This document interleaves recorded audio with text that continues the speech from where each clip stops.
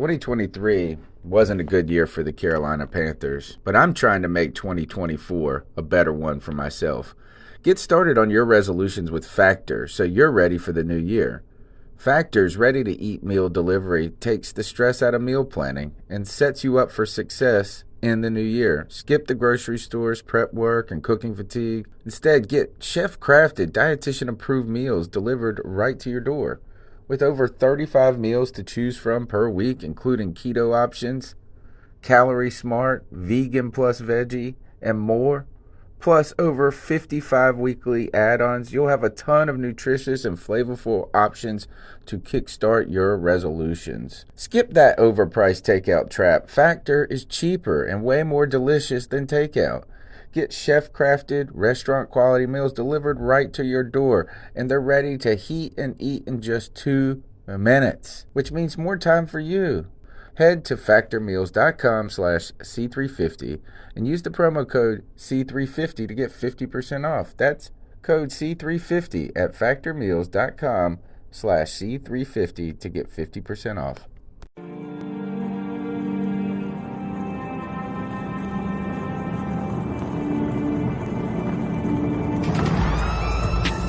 In a world where Carolina Panthers fans have an insatiable thirst for Panthers news and opinions, only one podcast roars ferociously. It's the C3 Panthers Podcast. This post-game show, the Carolina Panthers headed to Tampa Bay for their final game of the 2021-2022 season and the final loss of a season. I think that makes 8 straight since week 10 with Arizona. The Carolina Panthers fall 41-17 in what was arguably probably the best offensive performance we've seen in a while from the Carolina Panthers, but not enough to beat the former Super Bowl champions Tom Brady, Rob Gronkowski, and whoever else they can throw out there, Scotty Miller, Perryman.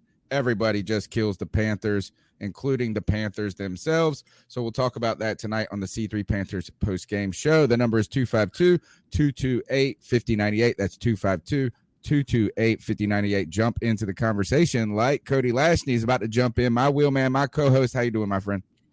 Tony Dunn, listen, I'm kind of feeling like everybody else, man. The beating is finally over. We don't have to endure this any longer, man. The 2021 Carolina Panthers season is in the books. And, man, there weirdly is a lot to talk about, man. We know that Matt Rhule is going to be receiving a 3rd year in Carolina. We know that the Panthers are going to be interested in potentially Bill O'Brien to be our next offensive coordinator. And then, of course, Tampa Bay just runs over us again after a good first half by our defense. And then everything just falls off a cliff. But you already know what we do, Tony Dunn. This will be the final post-game show of the season.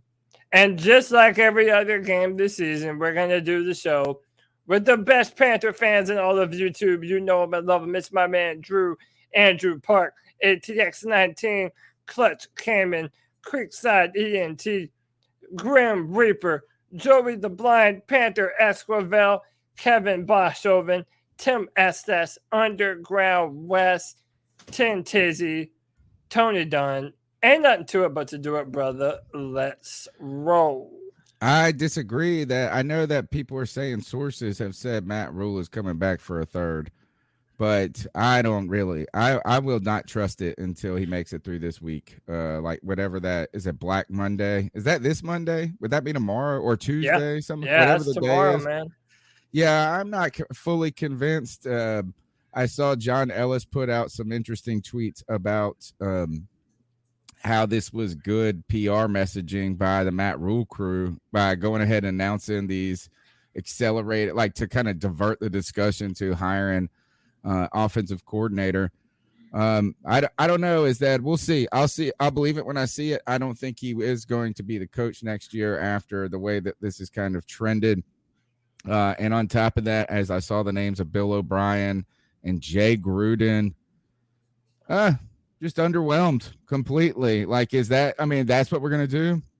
We're going to bring in Bill O'Brien, who had the luxury of being like where all coordinators go, where all former coaches go to rejuvenate their career under Nick Saban at Alabama, with every best player in the league all the time. You know, it's not like all of a sudden he just went in there and like demonstrated that he's smarter. He gave him the best players, and of course, and Alabama got better from week to week with Bill O'Brien. I don't care about Jay Gruden. I saw that mess that was over there in Washington when he was there. I'm not interested in it.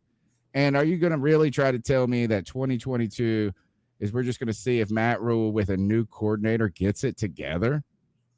Like, I mean, how under the best circumstances, the most ideal circumstances, what would that entail? And it probably would be like, all right, screw it. Let's go after Deshaun Watson. Give this guy, it's almost like a kid goes away for college, spends all his fucking book money at the bar, and comes and calls mom and dad, and then they just send them more money. You know, I mean, and really what's going to change? So interesting to talk about. We'll talk about this game, Tampa Bay Buccaneers and all of that. We want your thoughts, your prayers, your sympathies, your likes by subscribing to the show, smashing the thumbs up button, and calling in at 252-228-5098. All right. Thoughts on the game? Yeah. Oh, boy. I have so many thoughts on the game. One, I can't tell if I love Tony Romo or if I hate Tony Romo. Because first, he continues to let's start with the good. He continues to talk about how bad the offensive line is. And for anyone who actually got to listen to the commentary today, Tony Romo eviscerated our offensive line. And a lot of what he said is true, that even the easy things, run pass options, little screen passes to the side, Carolina's offensive line makes everything look hard. It makes everything look hard, and that is true. The problem is that he also said, you know, on the broadcast today that the Panthers have young rookie offensive linemen and have had a bunch of terrible injuries on the offensive line this year. So you can already start to see the narrative that's being formed here about, well, Carolina Panthers had a ton of injuries, another season without Christian McCaffrey. And then, by the way, the biggest bit of news, in my opinion, from today's game, Deontay Brown played football today. And I'll be damned if he didn't look good for most of the time that I saw him on the field. I mean, granted, he had some good plays. He had some bad plays. That happens when you go against Vita Vea. But Deontay Brown actually looked good today. We don't know why he hasn't been playing earlier this entire year. And it's just embarrassing, man. And then to hear Tony Romo go on about how, yeah, you have to give Sam Darnold another chance. He's going to be a really good he didn't quarterback. Go that far. He didn't go that far. Yes, he just said, all right, keep going. Finish. But he really did. I mean, he really did say that Sam Darnold, that he does believe Sam Darnold could be a good quarterback. He just needs time to throw the football. So, dude, here we are again. We're going to go into another season where we're going to try and reinvent Sam Darnold and turn him around and try and build up this offensive line and say, oh, well, maybe Deontay Brown and Brady Christensen are good, when he really didn't even give them enough time to prove that they're good or not. Dude, it's embarrassing. Right. The Panthers are embarrassing. I disagree with the criticism of Tony Romo. I think it's important to put it in some context. I think you're right. And, like, look, he was very clear. Like, I mean, he just looked at this offensive line and was like, ugh. Like, I mean, every time they play, he was like, man, you can't win like that. Nobody can play that. Like, this is bad. So, I mean, it's just honest on that. Now, when it comes to saying the other things about rookies and injuries, he's true. It's an outsider's take, right? And it's true, though, right? I mean, in some ways it is true. It's just like a kind of an incomplete and lacks context insight to it, right? But look, if you look at Tony Romo's comments, they strike at really what the heart of the problems have been for the Carolina Panthers so much. Is number one is the offensive line is putrid. Sam Darnold has never been behind a decent offensive line, let alone a good one. And it's hard for anyone to succeed, let alone a guy who has become probably overtly shell-shocked by this point, right? But here, the line has been a big, giant problem, and it's so problematic. It doesn't matter who's behind it. it's so bad that even the best could only make it a little bit better of a situation. Now, too, when it comes to the young players and the injuries, it is true, right? I mean, if you think about it, we've got Brady Christensen playing left tackle, right? You've got the center, all of a sudden Elflin's moved to center. You lost Paradis. And then you got these kind of stand-ins like Trent Scott and Michael Jordan and whoever else we go motion in. I like today, Deontay Brown. But what the discussion is it lacks context, because really the Carolina Panthers, we know that the problems with the offensive line are deep in the decision making that the team went into from the beginning, and their kind of inability to figure it out at all, right? Like even like a close to an okay iteration. But I just think it's an outsider's take, and he can only say so many mean things, right? Like, I mean, as you're on the commentary, you can't just come out and completely be like, all these dudes suck too, right?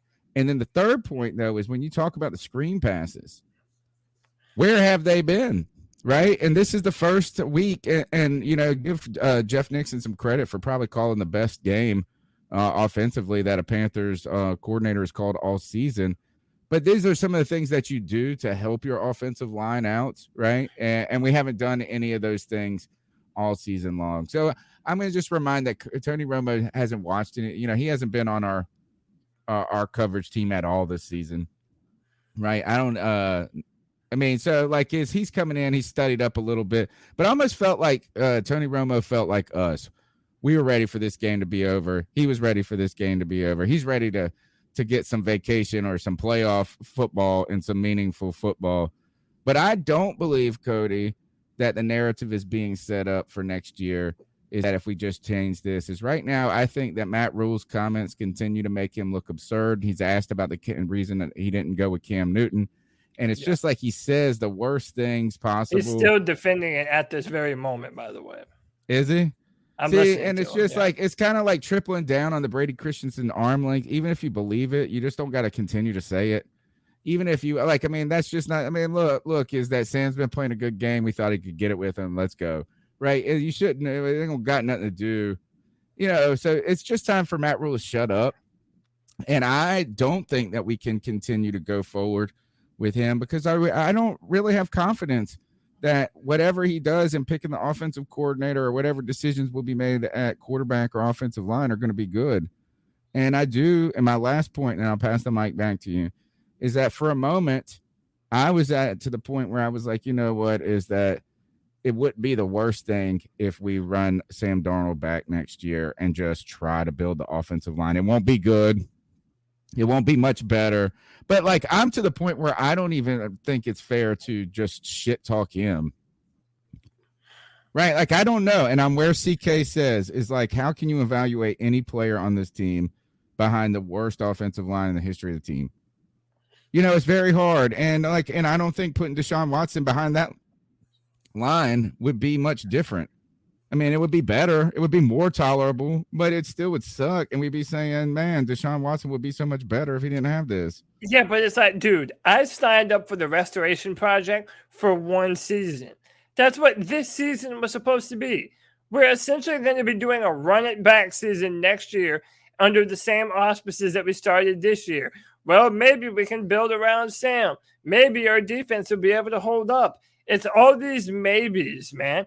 And then how about this? I don't think it's building around Sam. I think it's placeholding, is Sam's not the answer, but nobody's going to be until we make some better decisions on the front line. But then what happens if we get into the middle of next season and he's already thrown 5 interceptions in 3 football games? It's like... Well, here's the thing is what's the answer then? Ultimately, what is the answer is that you're paying him. You're going to be paying him $18 million. So, you can go draft a rookie quarterback, but I would still hope that they started Sam until that moment, right? Until they couldn't start him anymore. I don't think that going in, giving Matt Rhule the opportunity to sign another free agent quarterback like a Minshew. I like Gardner Minshew, right? So I do like him, but at the same time, is that going to be any different? Is it, at what point are we it's time to rebuild.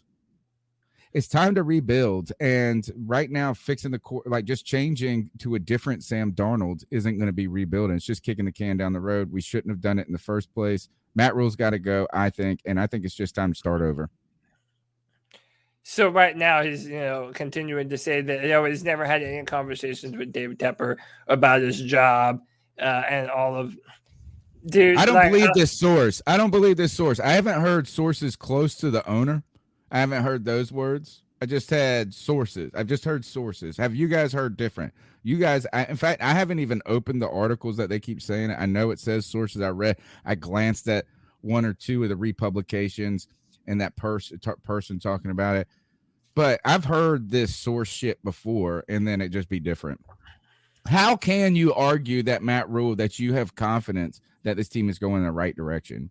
Like, what is the argument? But then why does Adam Schefter, Ian Rappaport, and pretty much everyone report the same thing? Like, they must have some kind of inside source, unless but it could be like the janitor or something. But that's what I'm saying. Unless David Tepper is playing everybody for fools, and he's intentionally leaking information to make them think that he's safe. What if Matt Rhule's leaking it?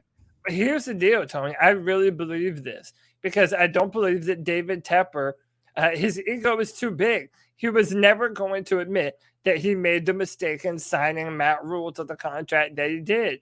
And listen, you know how media spin is. I've been on this earth almost 32 years next month. I know when the media at large starts to talk a certain way, that's what they're going to run with. That's what you're already hearing. This offensive line just needs a little help. They have some young players that they need to play. They're going to invest in free agency. They're going to invest in the draft. And the Panthers are going to be a good team next year. And I don't buy it, man. I signed up for this restoration project once. I didn't sign up to do it again, man. It's annoying. Would you be let me see how to phrase this. When it comes to Sam, would you be all right would you prefer to see Matt Rhule go and Sam Darnold stay, or Matt Rhule stay and Sam Darnold go? Because to me, what I'm kind of saying is that letting Rhule run a different direction, right? To get back in the car after he pulled out of the driveway, he got down the street, and he hit a mailbox this season. Then, he's now he backed off of this curb and he just smashed into a parked car, right? Are you going to let him really, after he checks the damage out after this season, go and make the decision that could potentially set us again into just a Groundhog's Day scenario? That's what my point about this is. And I think you're right. Is like the media is going to take simple narratives, right? Unless David Tepper, maybe hopefully he's just keeping it close to the vest, dude. And he's not saying, I'm going to come out and fire you just to not add kind of insult to injury. But I just don't know how bringing Matt Rhule helps his ego anyway. I think at this point, it's just a sad story, dude. It is a sad story, man. Also, hey, Bob Saget died. That's a news story. He found dead in his Florida hotel. That's something that I saw it in the chat room, and then it made me check Twitter, and that's something that happened. So RIP Bob Saget. I grew up watching America's Funniest Home Videos, like most people.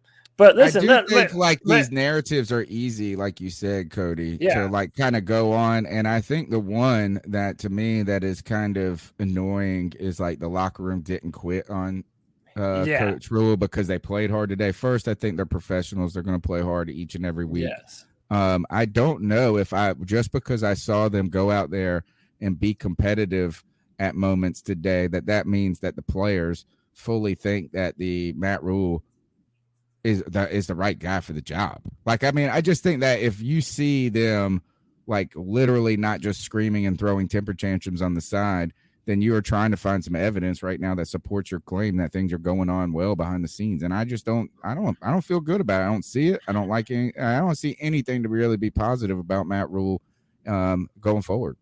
And then he keeps on going with these cliches and tropes. I'm tired of the catchphrases. Rhule said there were a lot of guys that went out there and competed and laid it on the line. What do we give a fuck that they were competing?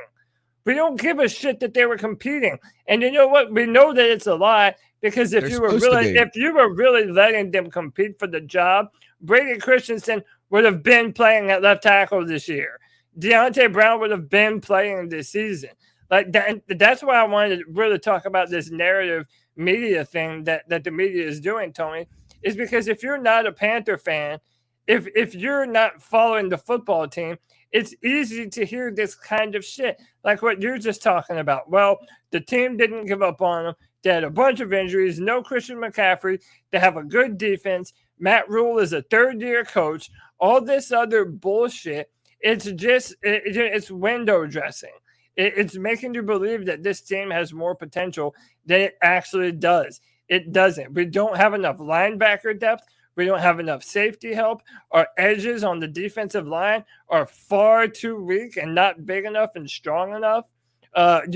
We still don't know what we have at the quarterback position. We don't know who's going to come in, if we're going to hire someone in free agency, if we're going to draft someone. Like, this team is not close. This team is not close if Matt Rhule is going to be the one at the helm here. Yeah, I just don't disagree at all with that. Like, I'm very interested. And here's the thing. I'm not even going to go into too much with or buy into injuries being this team's problem. I've seen the injury bug creep through Carolina far worse than it has this year. It feels like it's only been in this last moments that it's kind of hit the defense.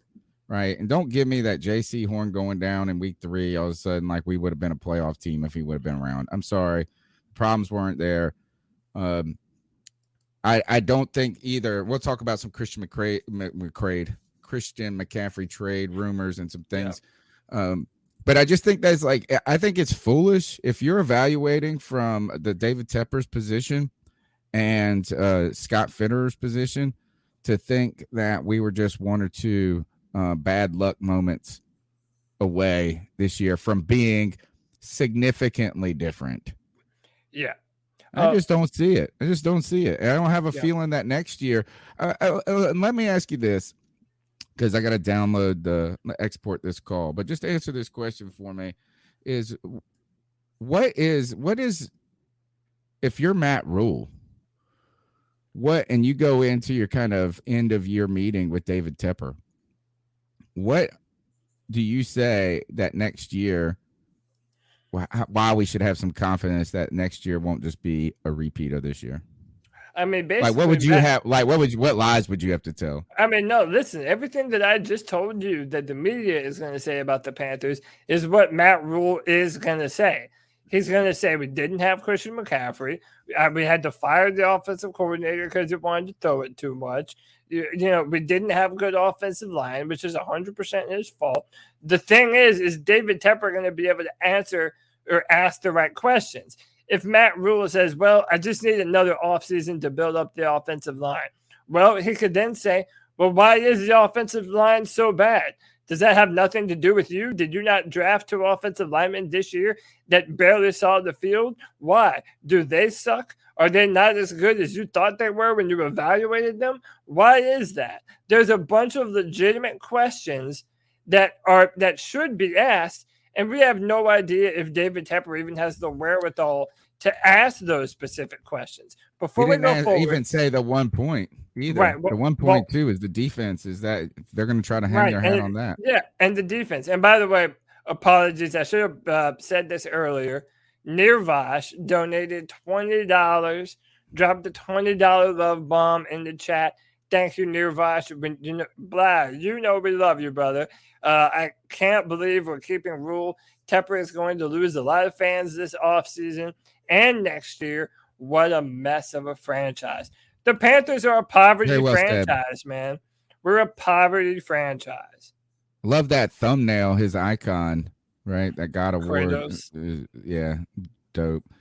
Thank you for the support. You can support the show by calling in at 252-228-5098. That's 252-228-5098. This is the last time we got to do this post game. Thank goodness. I mean, and I hate to say it like that. Usually the post games are the most fun, even when it is brutal.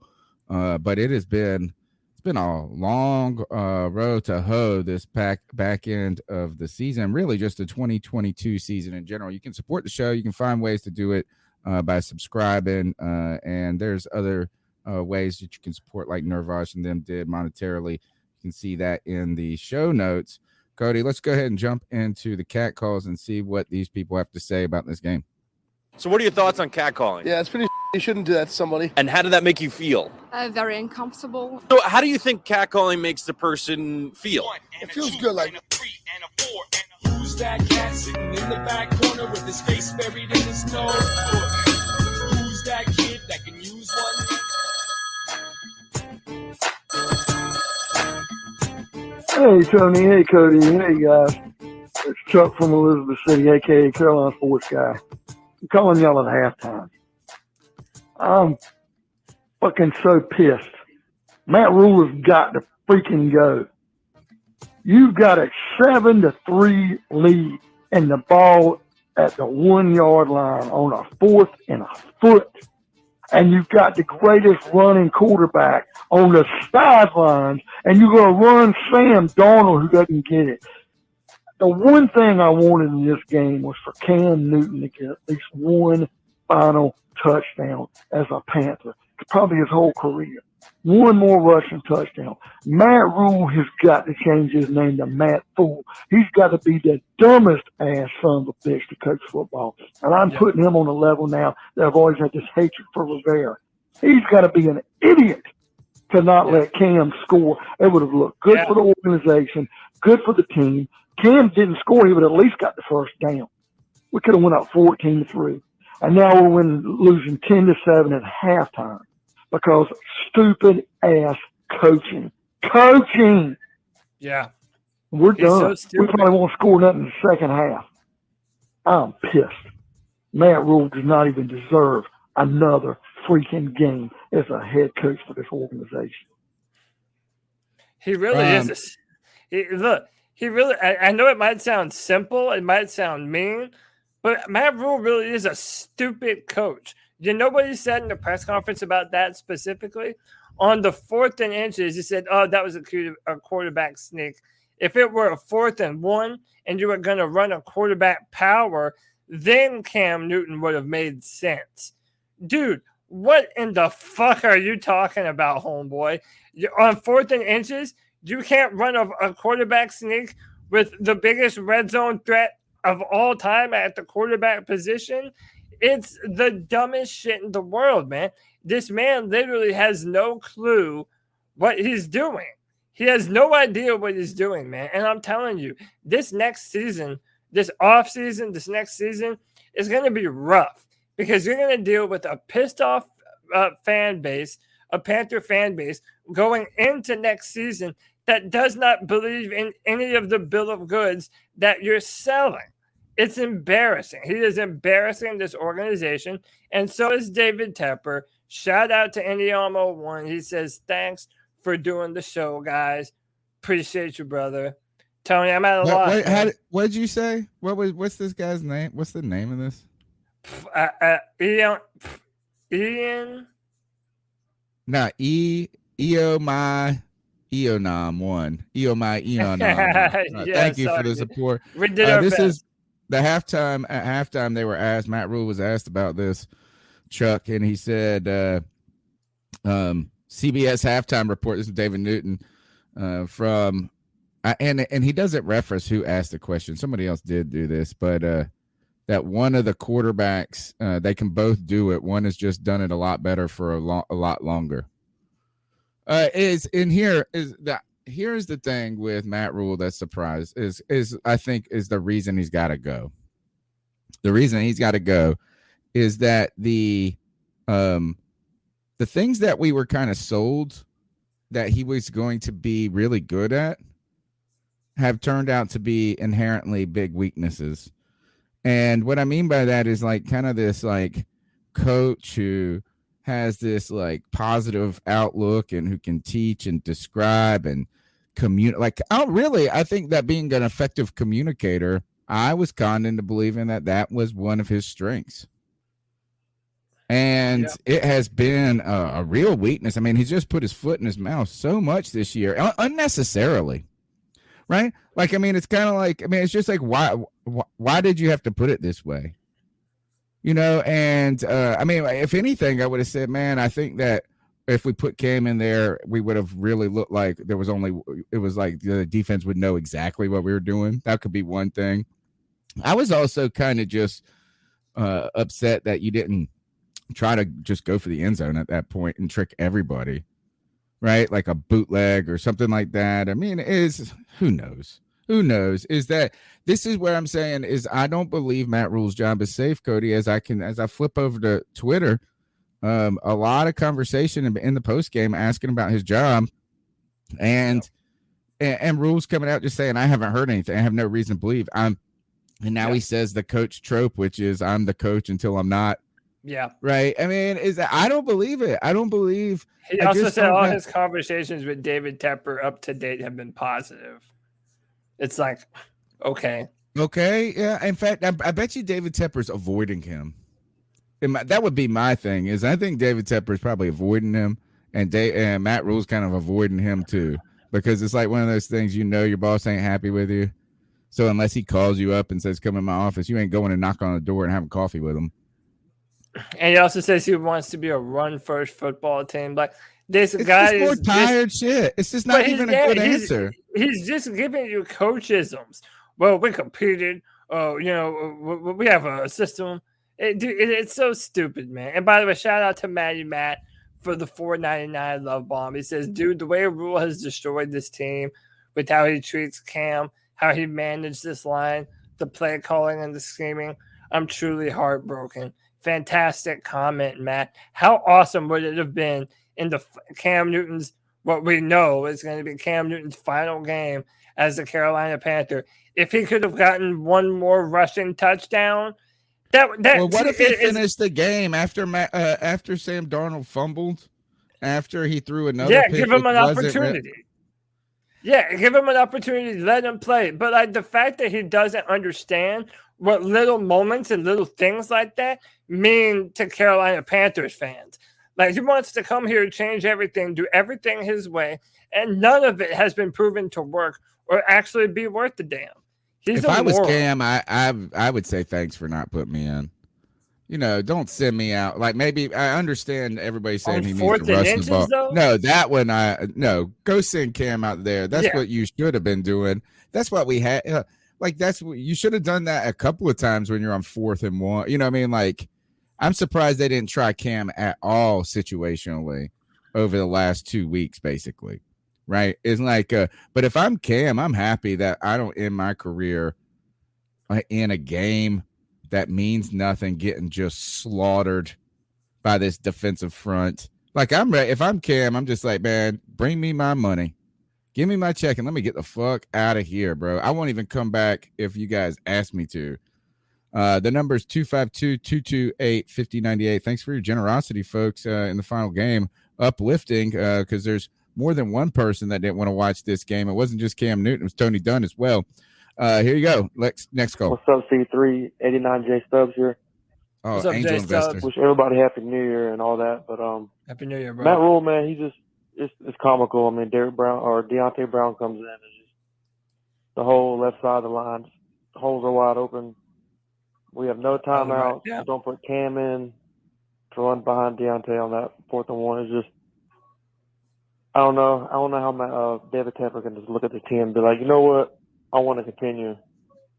It's just that's my point. Now, but I don't see how you can do that. Yeah, I think the argument though that just one more year, like if we moving off a Rhule prematurely, is even getting stale. Right? I can't even that's not even a good argument from David Tepper at this point. No. Right? It's like we want to give time. Like, no, you haven't given Matt Rhule ain't giving nobody no time. Matt Rhule didn't give Joe Brady no time. Right? To believe in him. Matt Rhule didn't give Teddy Bridgewater, like these quarterbacks no time. I'm ready. I'm done. And it looks stupid. I think challenging that call too. I was already upset with that. Yeah, I mean, look. I mean, I don't know how much. Challenge? I don't even know how much you were able to see of it. But Deontay Brown did play today, and look. I know I sound like a broken fucking record, and I don't care. What is the Panthers' number one problem always? The offensive line. Why is it that when Brady Christensen finally gets to play this season, in just about every game that he's had to play, he looks good. And then Matt Rhule won't play him and puts Cam Irving instead. Deontay Brown, for the first time, we really see him today.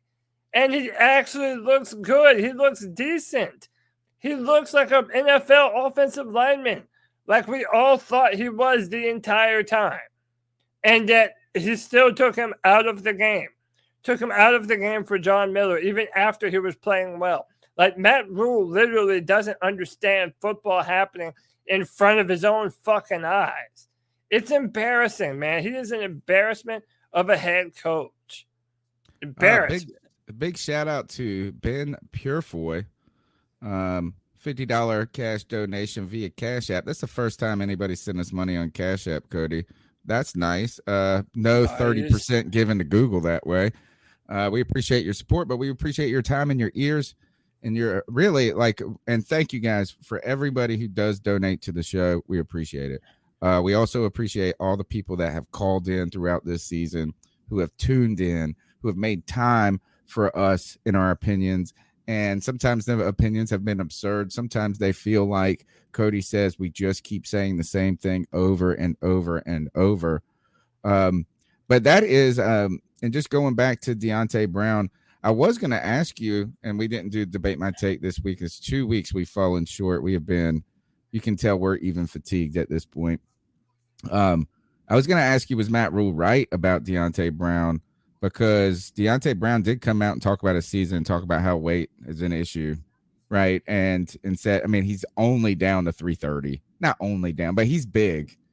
You know, he is heavy. But at this point, like, I don't even know if it is I can't even give credit to Matt Rhule on saying he's not ready, because, like, how else are you going to get in football shape other than playing football? And, you know, I mean, it's not like the other guys. They might weigh in better, but they ain't playing well. I mean, they ain't playing well at all.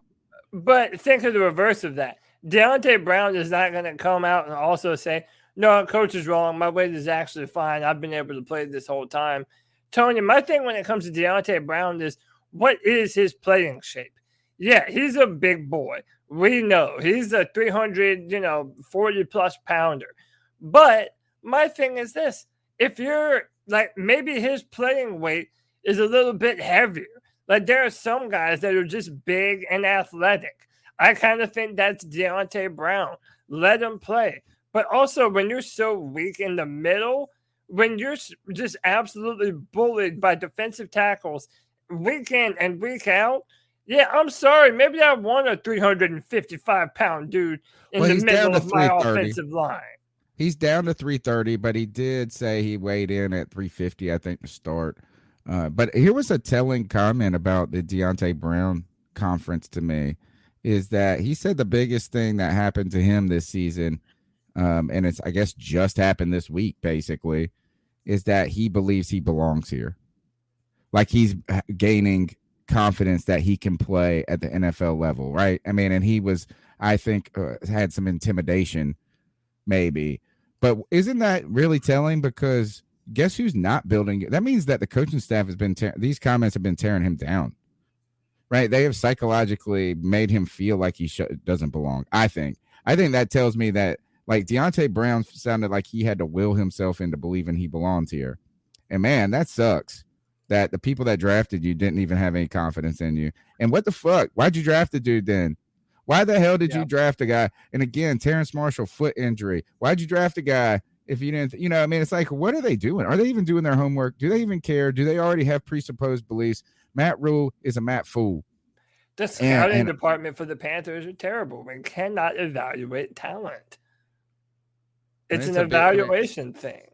Insane. All right. Hold on. I have a clip I wanted to play for you. I think that you might find interesting. It's Jay Glazer talking about, the coaching spots that are out, the coaches that are safe, and the ones that are still to watch. And this is what Jay Glazer had to say. Tell Matt Rhule, I know it's put out there that he's safe. Not so fast. Matt Rhule has to hire a rock star offensive coordinator for him to actually save his job, and he's been reaching out to some of those candidates this week. Rich Patel. So basically, and that was another thing that Matt Rhule mentioned in his press conference too, that here very soon they're going to be interviewing people for the offensive coordinator job.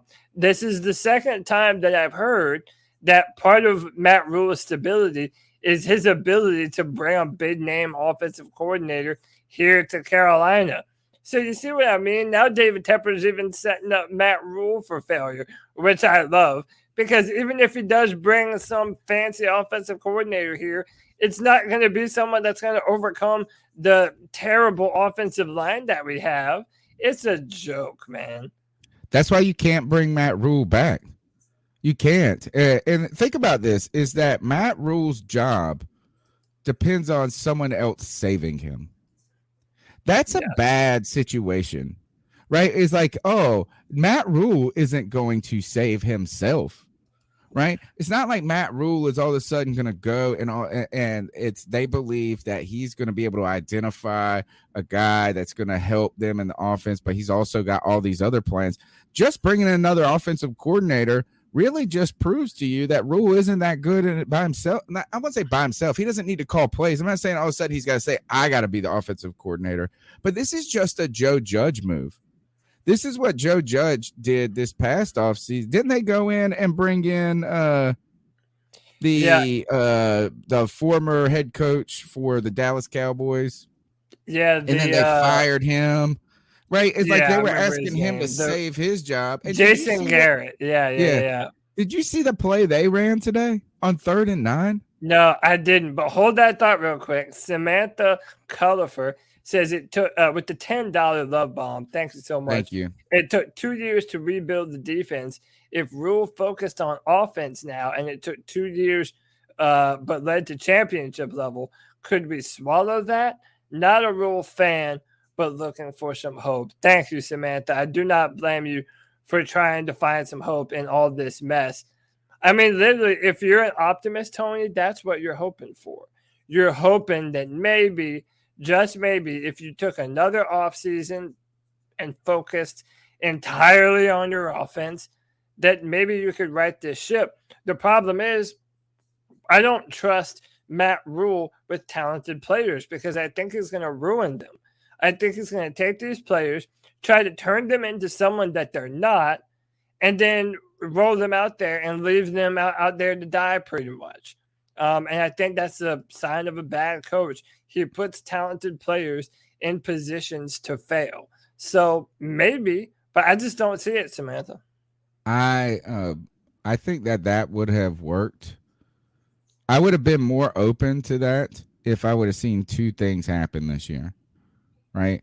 Number one is that a improvement from Sam Darnold from week to week, right? Like I didn't need Sam Darnold to be great. I just need him to get better throughout the season.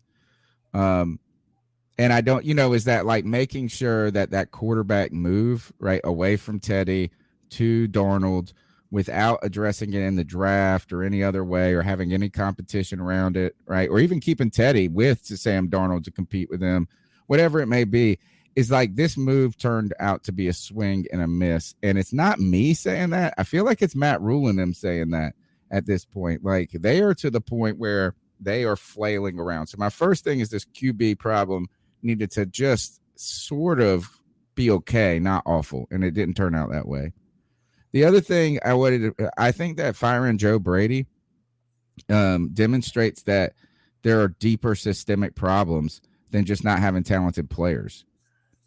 And my thing is that I would have said we could sacrifice the offensive development at the expense of getting young and fast on defense, as long as the offense was inching forward, just inching forward.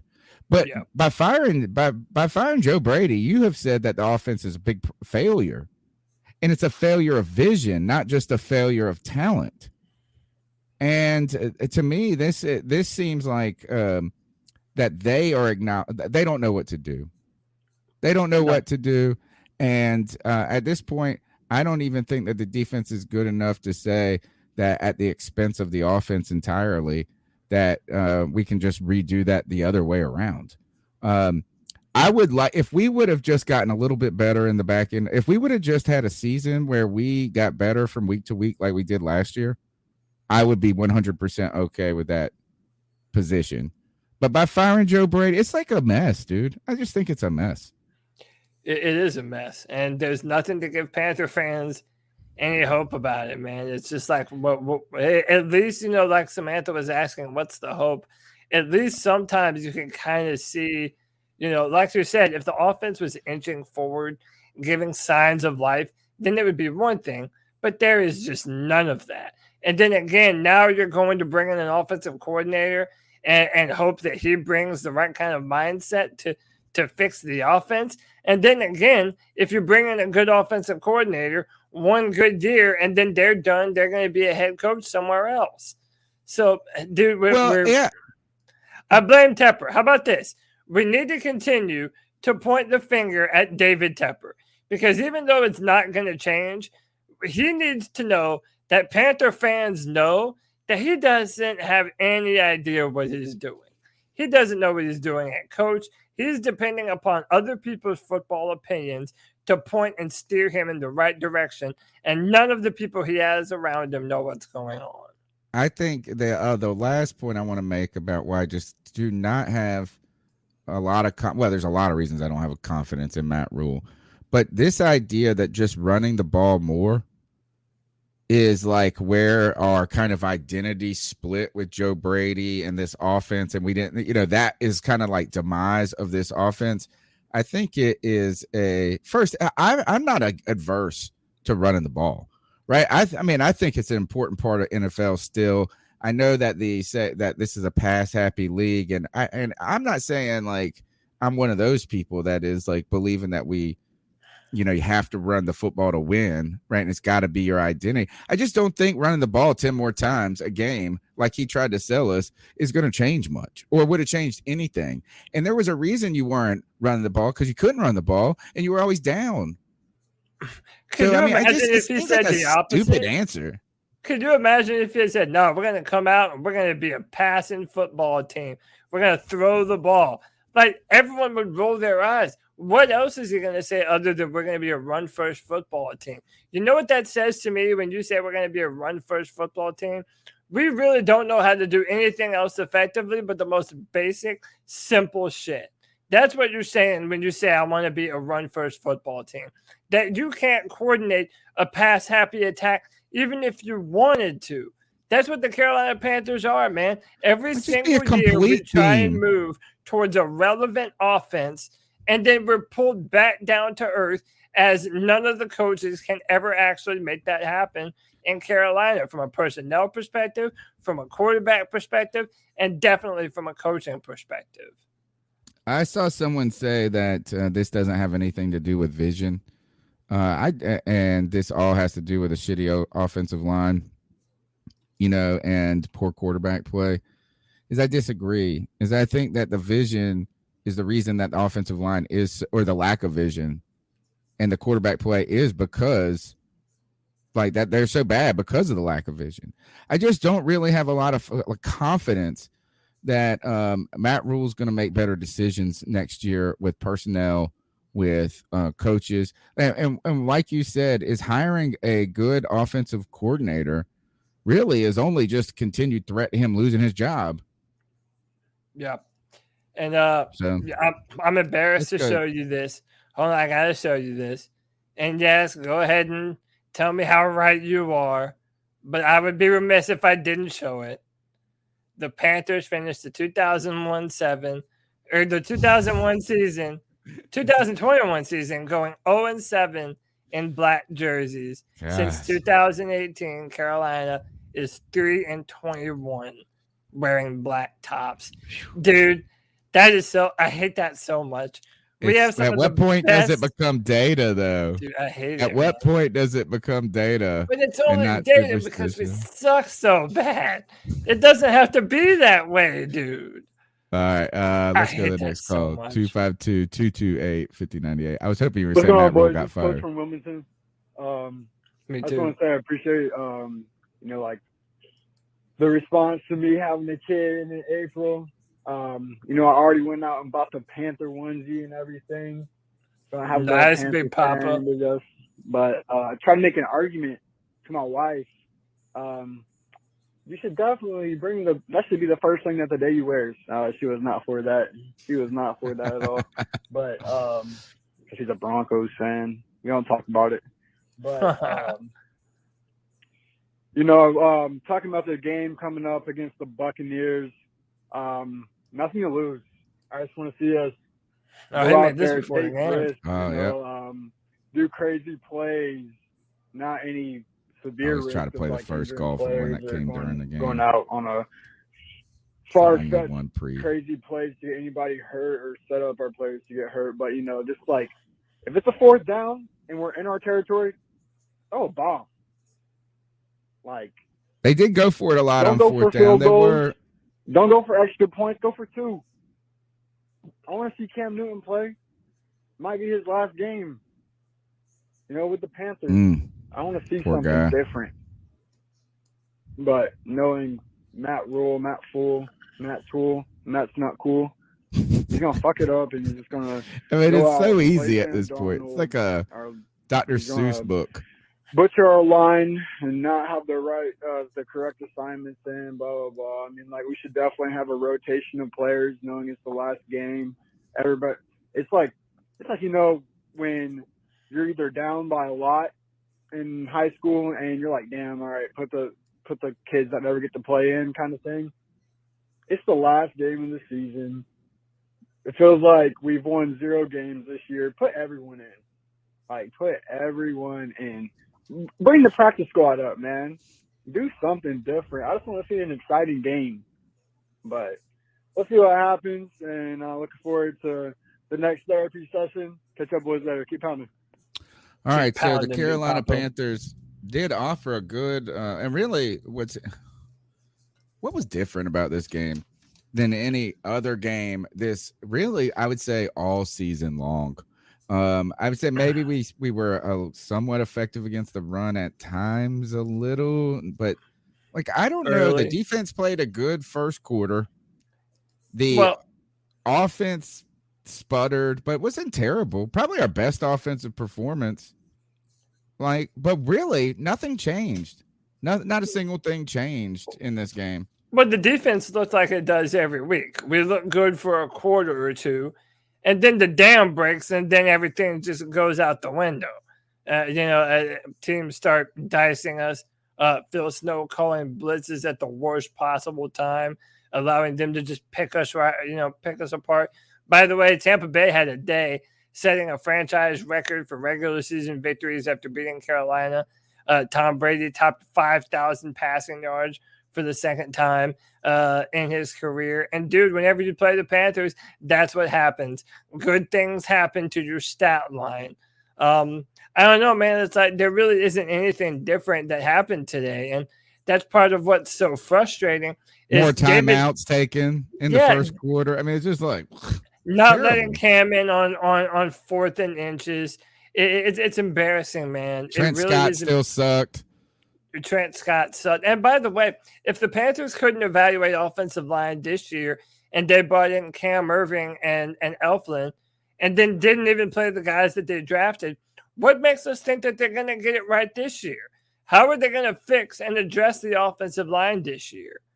They're an embarrassment. Listen, the Panthers have moved into Cleveland Browns, Detroit Lion, Jacksonville Jaguar territory. That's who the Panthers are. I would actually say that we moved into Jaguar Jet territory, and that's it. Because today, I think the Lions didn't they beat the Packers, or at least made a big time game? I just mean traditionally, the Lions always suck. They're always a dumpster fire. They'll rally off a few victories, but they're a perennial bottom feeder. And as much as we might not want to admit it, the Carolina Panthers are perennial bottom feeders. This is the first time. This is other than the time that we went number 1, we'll be picking number 6. This is the lowest the Panthers have ever drafted outside of that number 1 pick. That was Cam. God. And I mean, it's really the same pick we've had for the last 5 years. It feels like 3 years. Chris McCaffrey, Derek Brown, who else? And J.C. Horner, all right in that kind of range of 6 to 8. Just insane. Ugh.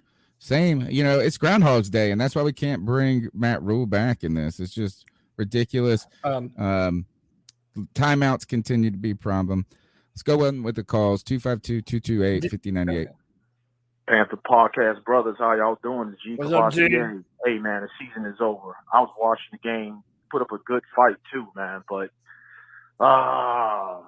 Sam Darnold fumbled that damn ball, and they just he got threw a smacked in the They did a face. reverse with a wide receiver or somebody in Tampa Bay just scored. Now they scored, it's like 41 to something, whatever, man. I just turned the fucking game off, man. And to be honest, this is the only year where I turned off a Panther game. And a couple of weeks ago when I fell asleep watching the Panther game, I'm just glad the season is over for us, man. The bleeding has stopped. Take off the tampon. The bleeding has fucking stopped, man. I don't know what the fuck this team is going to do. I really don't know. I do not want Rhule to come back next year. I do not want Snow to come back next year. I just don't, man. We need to gut the whole entire coaching staff. We need some people with experience. Even though they're saying Rhule's going to come back next year, I don't know, man. Give me your thoughts on that. Season's over, fellas. Now it's time for the draft. Keep pounding. Gee, I think you're on it, man. Is that this season, out of the 9 years that I have done this podcast, and I hope it's not that I'm getting older and just, more custom. I hope it's not like the fire is just for me doing the podcast is dying. I really don't feel that. We've been putting out more content than ever, right? So I feel like we've been amping our game up when it comes to the podcast. But this is, when it comes to fans, for me, this is one of the most blah seasons ever. Like blah. It's just like, how does it get better? It just seems like we're just in a rut and a funk. And I don't have anything to hang my hat on going forward about what the identity of this team is. Because right now, the leadership is problematic. In the past, I felt like you could say, oh, it was injuries. Oh, well, we're going to get our quarterback in the draft with Cam Newton. Oh, we're going to, we got a new coaching staff and we'll see how things are. Oh, we're building a defensive squad. I don't know what the O is like to build upon on this team is. Right now, the defense, if that's the best argument, is going to have a ton of free agents leaving. And to be honest, they weren't that damn good. Yeah. So, all right, so we can't hang our hat on the defense going forward. I mean, you can't even all right, so next, because we don't even know what the defense is going to look like next year. We have no idea. Don't be counting on Stephon Gilmore coming back. Right? I mean, don't go are you going to be able to afford Hassan Reddick after you just squandered the money with Cam and, for this? All right. So let's Joe Brady was really holding us back. So we're just going to get a new offensive coordinator. Matt Rhule ain't going to call timeouts unnecessarily. He's going to be better. He's not going to stick his foot in the mouth. No, that ain't going to change anything.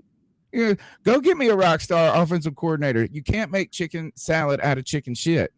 Right. And all right. Okay. So then what's the next? Oh, well, we got a quarterback, man. If we just put an offensive line in front of them, things are going to be better. No, we don't know that. There's no reason to believe that. Oh, we're going to put an offensive line together in this offseason. I don't have any reason to believe that. Tell me, anybody, what the thing to look forward to is.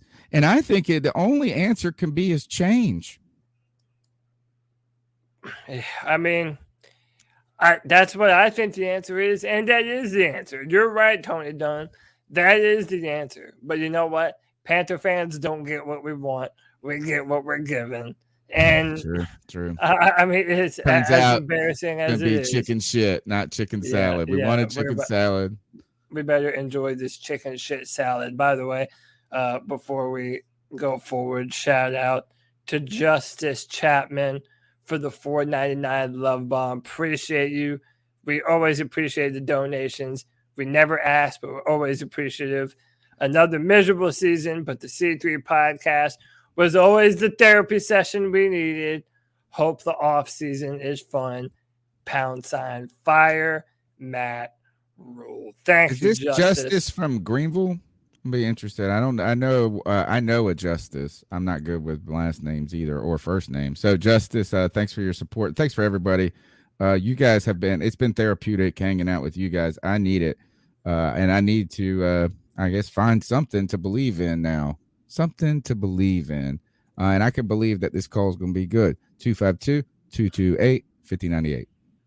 Man, Thomas here calling in to say hi to Cody and Tony. And Hey. we got about 7.5 minutes left to go in this game. What's up, buddy? Panthers defense looks so dejected as I am. I just want this shit to be over with. Thank you. Yeah. Do you believe that the argument that they played hard shows that the players support, that he didn't lose the locker room? Do you believe that? Well, I believe it because the Panthers players like Brian Burns continue to go up and say we 100% believe that Matt Rhule should be the coach next year. And it's like, if they're not bought in, they're not doing a good job leaving breadcrumbs that, they're unhappy. They continue to co-sign. Robbie Anderson does. Brian Burns does. So I don't know, man. Like, I get that you don't want to completely throw your head coach under the table, but I don't know what you're supposed to do in that scenario. What could you say? Could you say we don't believe in this? We suck. I don't want to say that it's like they're going out there half-assed. I think our players are playing their damnedest. I just think that we're not well coached. And our players don't even know that they're not well coached. So they're continuing to believe in this thing, but it's just not there, man. And then also you hear this thing about it's just from West Virginia, so not the one you're thinking of, or not Okay. this justice, not the one you're thinking of. Thanks for the support. Where I think I'm just falling apart here, man, and I am not a fire the coach guy, really. I feel like for a long time I was, thinking that Ron Rivera was a good component of the team. You know what I'm saying? Like I wasn't like, oh, we got to move on from this player. I haven't been too much of that in my past. I haven't, even when it came to like people hating on Mike Shula back in the day, I felt like, it was just kind of easy, like throwing darts at this guy because, you wanted it to be better. I even with Marty Herney, I felt like, what I'm saying? Here's another example is like I tried to be like, here's some good things that Marty Herney's done. So just firing him isn't just going to automatically make everything better. But when it comes to me moving off of Matt Rhule is I think his message, like his messaging and the words that he's saying, the words that are fucking keep coming out of his mouth are just like uninspired to me. Like, I just don't even have any real reason to believe in him. Like, I'm trying to. So I think it's time. Like, I think he's, you know what? He might not have lost the locker room, but he lost me. He lost me. And I don't know if he ever had me. He had to win. He had to prove it to me. I thought year one went better than I expected. I thought the team would look like this, like they did this year, last year. And right now, I just don't think the problems for the Carolina Panthers can be more directly pinned upon anybody than Matt Rhule. It's his personnel. It was his offensive line. It's his decision to get Sam Darnold. I just don't know, like, where else. We just can't. Why are we going to give him a multitude of fucking excuses, but you ain't going to give nobody else that? Let's go. Sam Darnold was asked, does he think that he earned the opportunity to start next year? And he says, I'm not thinking about any of that. I'm just waiting to hear from Rhule. So I'm again, ready to go home. Yeah. Like, I mean, what is he going to be thinking? Do I deserve? I would say this is right now, nothing is deserved in the NFL. Everything is earned, and I got to go out and earn it next year. That's what I would say. Next call. So, man, listen, I don't care if Matt Rhule comes out next year and gets us in the playoffs or gets a winning record or wins a playoff game. I don't give a fuck. Fuck him. Yeah, I agree. That man had Cam Newton sitting on the sideline at Bank of America Stadium playing his last game on the last drive. That meant nothing. He could have played him on that last drive as a final send-off. But no. Fuck Matt Rhule. But both players can do both. Get the fuck out of here. I agree. What a fucking clown. One has 75 fucking rushing touchdowns. But both can do. Fuck off, Matt Rhule. Fuck off forever. Yeah. Made Cam Newton sit his final game as a Panther for Sam fucking Darnold, the biggest dork in the history of the world. Listen, dude, call me superficial. There is something that you can just see about a quarterback, and you can tell if they have a baller in them. I do not see that from Sam Darnold. He makes terrible decisions. He gets flustered. Even if we build the offensive line, okay, he's not always going to have a pristine pocket. Every time the offensive line falters, he's going to crumble and throw into double coverage? Sam should have had 4 more interceptions today. I mean, it looked like he was throwing right to where nothing but a bunch of Tampa Bay Buccaneers. Well, he was also getting slaughtered. Like that touchdown pass to Robbie Anderson was still like a prayer. You know what I'm saying? He got crushed. I mean, they were getting to him with no and so I'm not trying to defend him, but I don't think anybody is going to be that successful. But I do think you're right. Is like you either you got it or you don't kind of thing. Yeah. And right now, there's not a lot of reason to believe that Sam Darnold has it. But I'm not even mad at Sam Darnold, man. I'm mad at Matt Rhule. Matt Rhule has used and abused these guys in a way that makes them look like the fall dude. Cam Newton, he had Cam Newton save the season momentarily by bringing him in, and then he just cast him to the wayside as soon as it was like something that could maybe get him 1 inch closer to keeping his job. Sam Darnold is a patsy too. Is you're going to bring in a guy who was a failure behind a bad offensive line and then put a bad offensive line for him to continue and hope that he's not a failure again? I think this is that the circumstances, the Carolina Panthers, the DNA, the fingerprints are Matt Rhule at the heart of it. He's the murderer. He murdered our season. He did it. His decisions. And so he's number 1 on my hit list of justice. We need payback, Panthers. We need Panther fans. We need retribution. We call for justice. And not justice in West Virginia. You're cool for your support. And also, Kieran Choi, very cool for your support. $20 love bond. A lot of generosity in times of pain around here for the Panther fans. This season defines pain, she says. How about that? Thank you for your support. Let's go to the next call, Cody. Please. Hey, guys. This is AU again. Wasn't able to watch the game because it's blacked out in my area. Then I'm watching Miami close out a win against New England. Thank you. While my team's not doing good, as long as the Patriots are losing, I'm okay with that. Here, Matt Rhule staying for another year. We'll see how that goes. The draft. What are we going to do with it? I still think we need to trade back. I want to hear what you guys think. Keep pounding. We'll get. Keep pounding.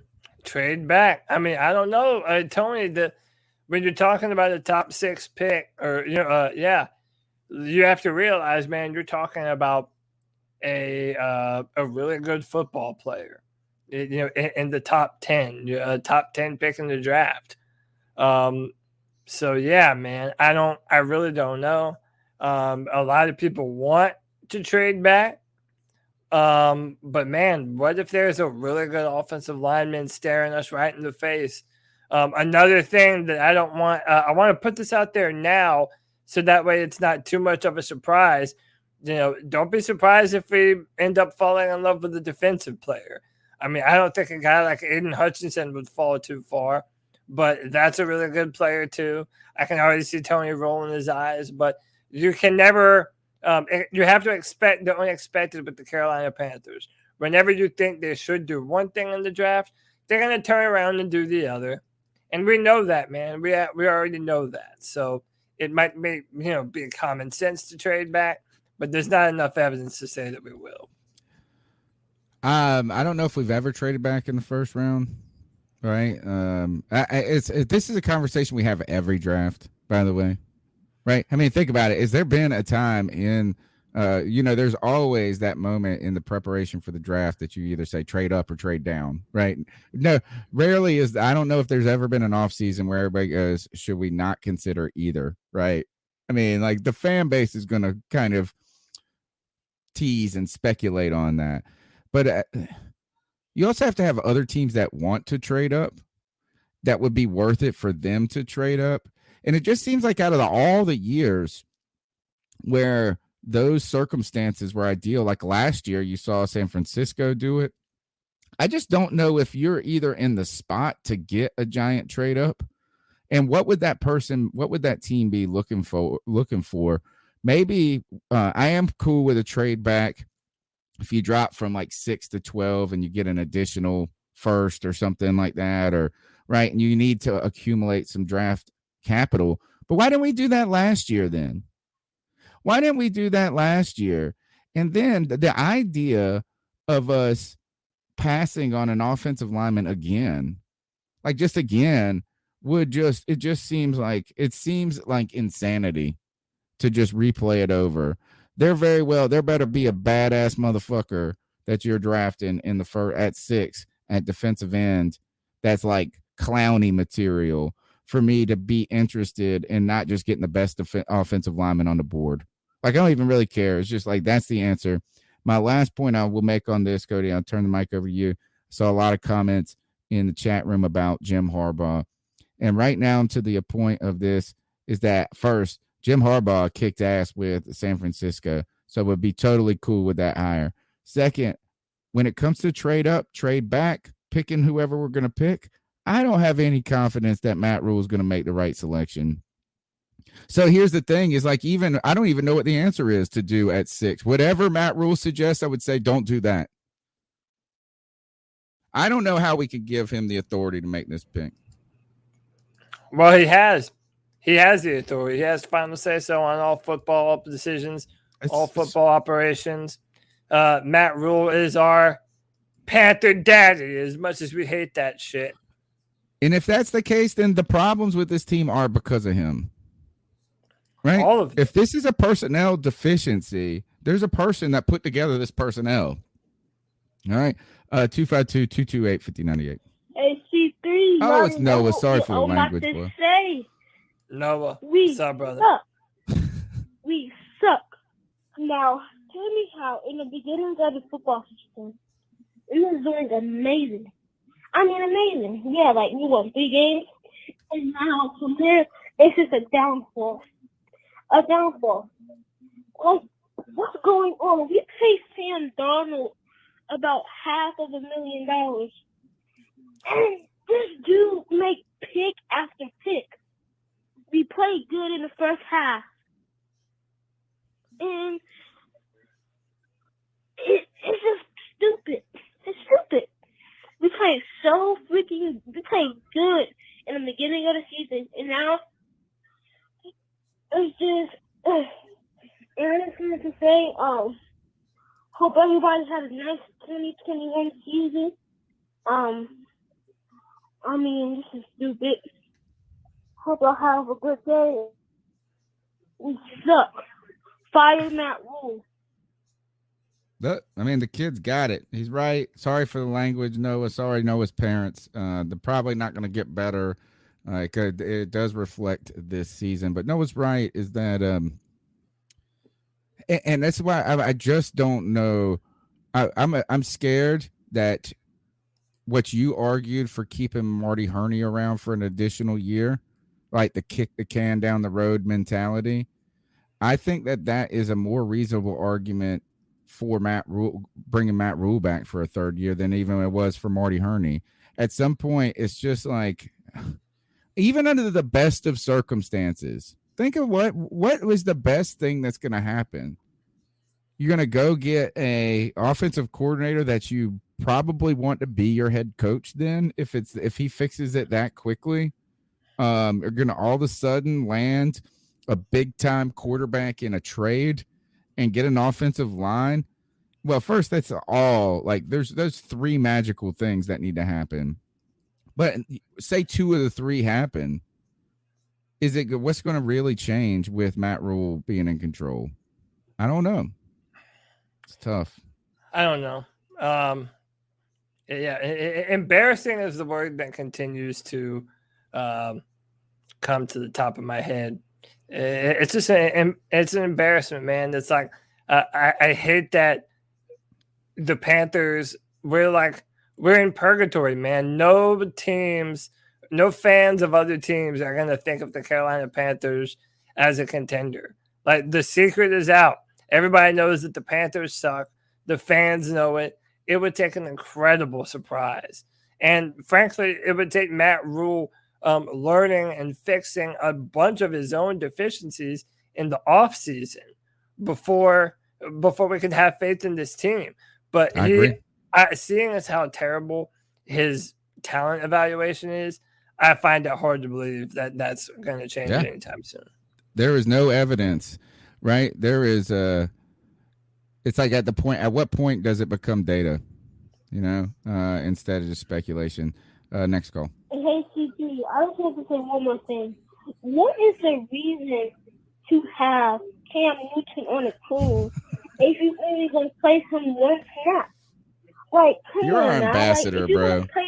If you was going to play him like one snap, it should never been no reason for you to put him on the team. Like, I just don't know. We should go get Deshaun, even if you want to come to Charlotte. I doubt that. Like, get a good quarterback that can throw, not pick, throw, or even go get Russell Wilson.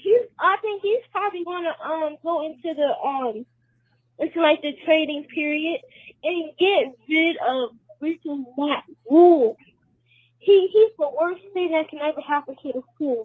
And I'm gonna say one more thing. I miss the old Carolina Panthers.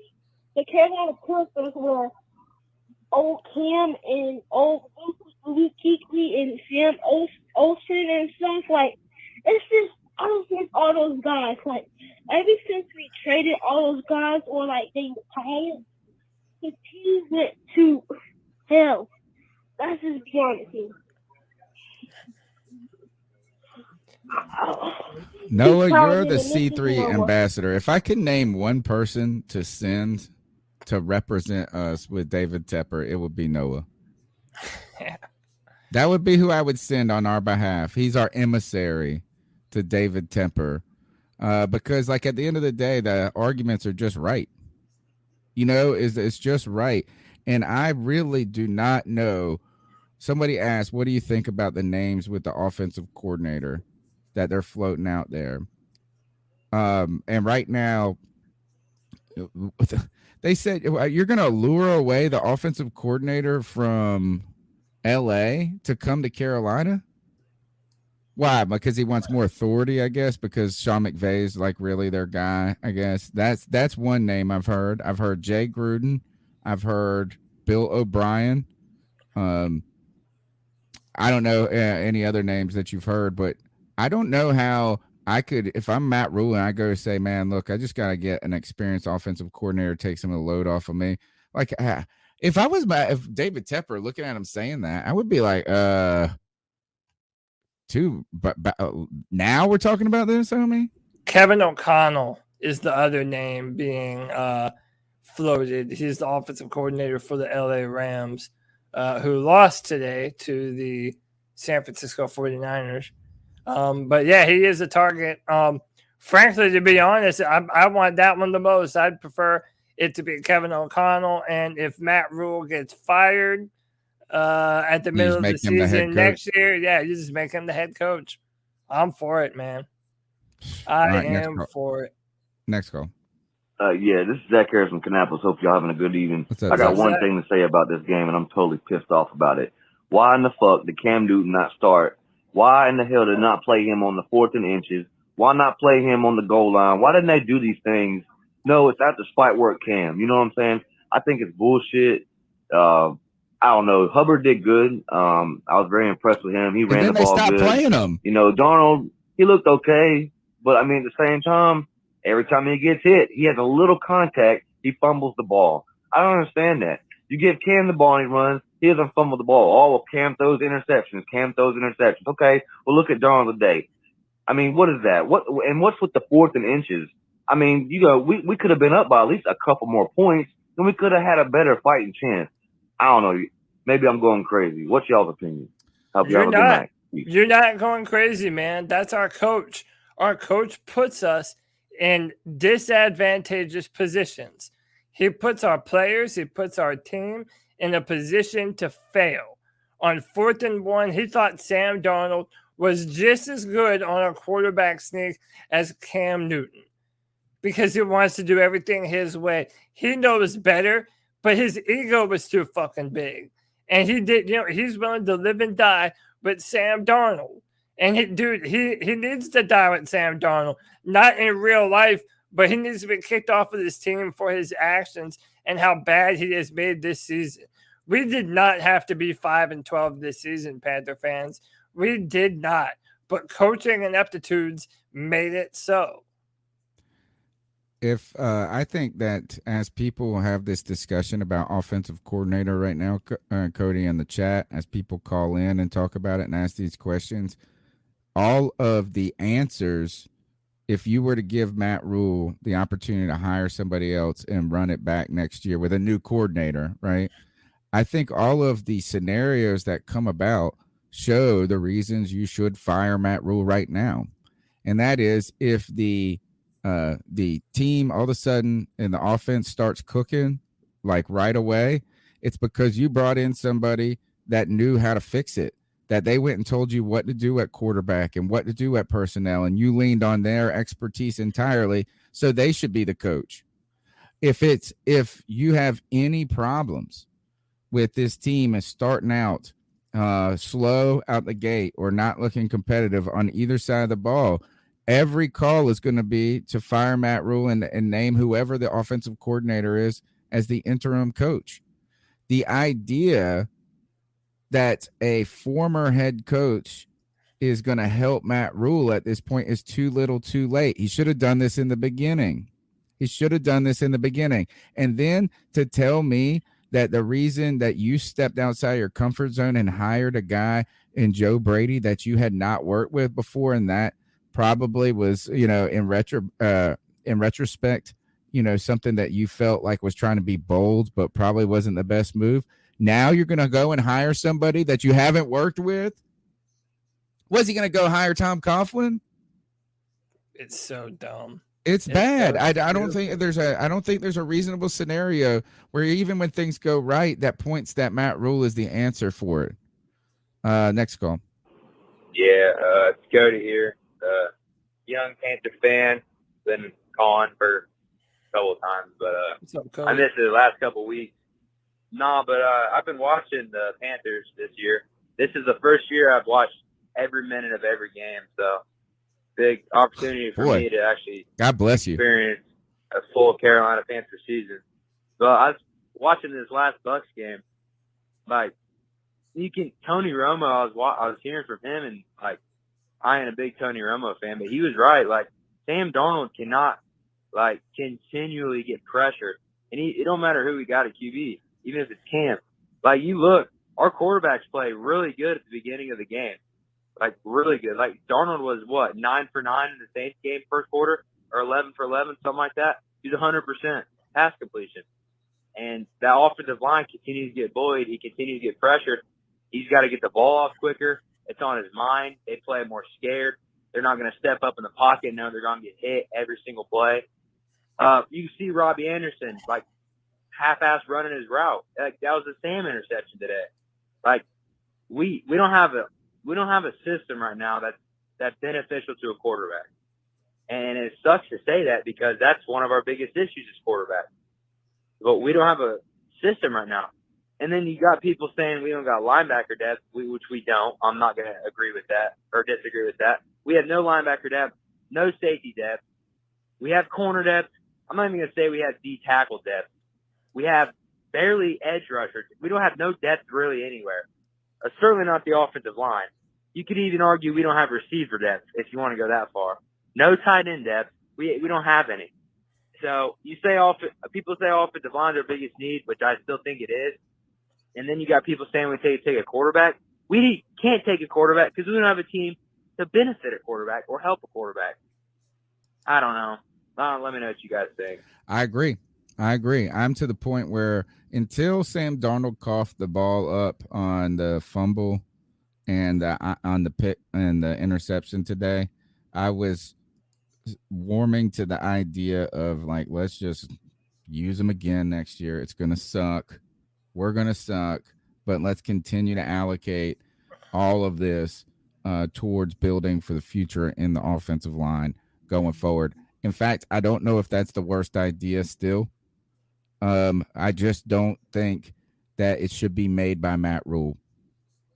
I don't think the decision to either try to just build the offensive line and look for the quarterback later on should be made by a guy who isn't going to be with the team after 2022. If you're not going to fight, you know what I'm saying? If you don't believe there's a pathway for Matt Rhule to keep his job in 2023, then let's just go ahead and end this right now.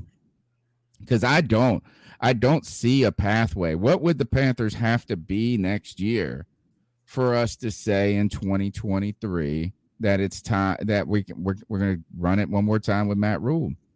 I don't see a scenario where it's realistic.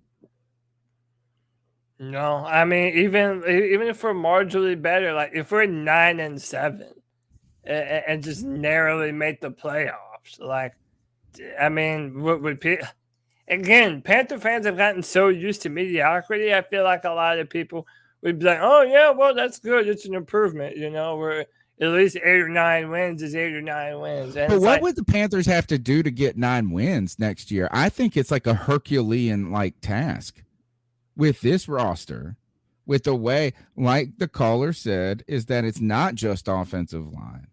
It would be one thing if it was just an offensive line, but there are questions at wide receiver. There are questions at tight end. There are questions. You don't know who your quarterback is. You don't know who your running back is. You don't know if Christian McCaffrey, you know what I'm saying?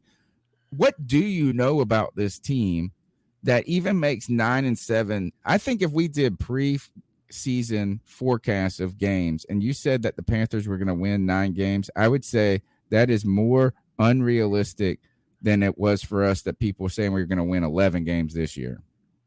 Yeah. And by the way, the schedule next year is brutal, if not worse than it was this year. Definitely worse than it was this year. So, I think it's time to tear the Band-Aid off. I am where Cody was about Marty Herney. I'm about that with Matt Rhule.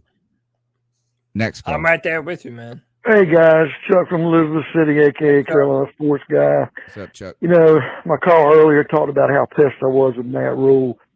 You got the greatest player, and if not the greatest player, definitely in your first hand, top 5, if not the greatest player in Panther history, Cam Newton. You bring this guy in like you did, and you don't even give the man a chance to score. He'd have scored on that play. And my God, if I'm wrong, he at least picked up the foot and got a first down. And I think the outcome of the game now, we would have probably won. No. But I tell you, by the end of the third quarter, we probably got a tie ball game. Matt Rhule don't know what the fuck he's doing. And then they just and marched here's another down point. the It field ain't just our against us coaching right after that. staff.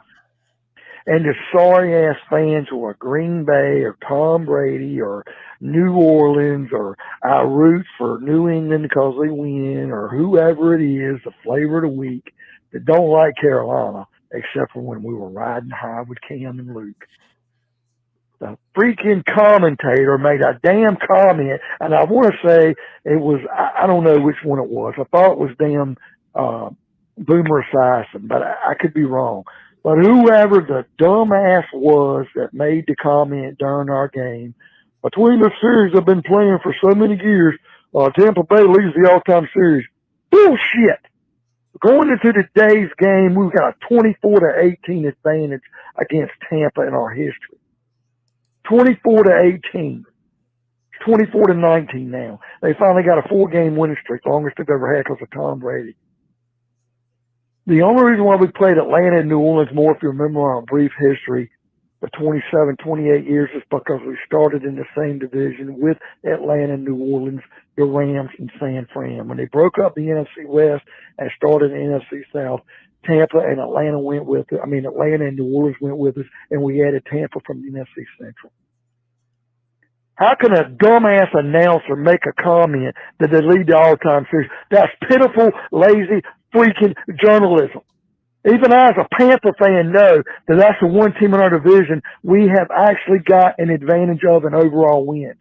If somebody makes a stupid comment like that, and some dumbass that hardly watches any games like Brady fans or pick up on that and believe it that it's the God's honest truth that Tampa Bay's got the overall series lead. Look the shit up, you dumbasses. I love the simplicity of it. Like, yeah, no, you're on air, you're talking. You should make it a point to know what the fuck you're talking about and say the right shit. I don't know. It's pretty embarrassing. I want to go back to a conversation that you mentioned when you said that Panther fans okay with mediocrity, right? Yep. That I think was a very valid criticism for a while with our team. You know, in fact, is that 7-9, 9-7, the flip flop, never having the back-to-back winning seasons. It's just like your porridge. It's not too hot. It's not too cold. It's just right. Like, I mean, 7-9, 9-7 seems like a dream at this point. What I'm saying is that if that argument had any legs to it, that we were okay with mediocrity, then we have to say that for the past 5 years of not winning more than 5 games or whatever the hell it's been, that now we have been, if we don't get rid of Matt Rhule at this point and go a different direction, then we're not just content with mediocrity. We're content with the doldrums. Yeah, the doldrums of entering a newfound land where you said this is that you're comparing us with names like the Lions, like the Jags, like the Texans. I have never in my entire history as a Panther fan, and I've been with the team since Julius Peppers was drafted. That's when I became a hardcore Panther fan, football fan. I've never felt like we were in that conversation. I would have fought somebody. I would have told you this. I would talk, man, we're a young franchise that's been to a Super Bowl twice, that's won we in our second season decleated the fucking Cowboys and ended their era and went into we're a story of a team that's done better than it should have. Right? That's kind of played above its station for a while. But now we're entering a conversation where that is a long time ago. It's starting to become a long time ago. And I don't want that stink on me, man. Once you get that stink, it's already on us, man. We haven't had a winning season in 4 seasons. It's on us. We can't get it off of us. That's just how it is, man. There are people in the legal field that talk about the stink that gets on you as soon as you enter, like if you get arrested or you get in the system, and the way they describe it is that it doesn't matter if you're innocent, guilty, if you got a fair shake, you got a good shake, you got anything, you're in the system now, and you got the stink on you, and it's like hard to wash off. It is hard to wash off. One winning season ain't going to get rid of the stink. We got to get rid of this fool, though. 252-228-5098. Hey, guys, listen. You know what?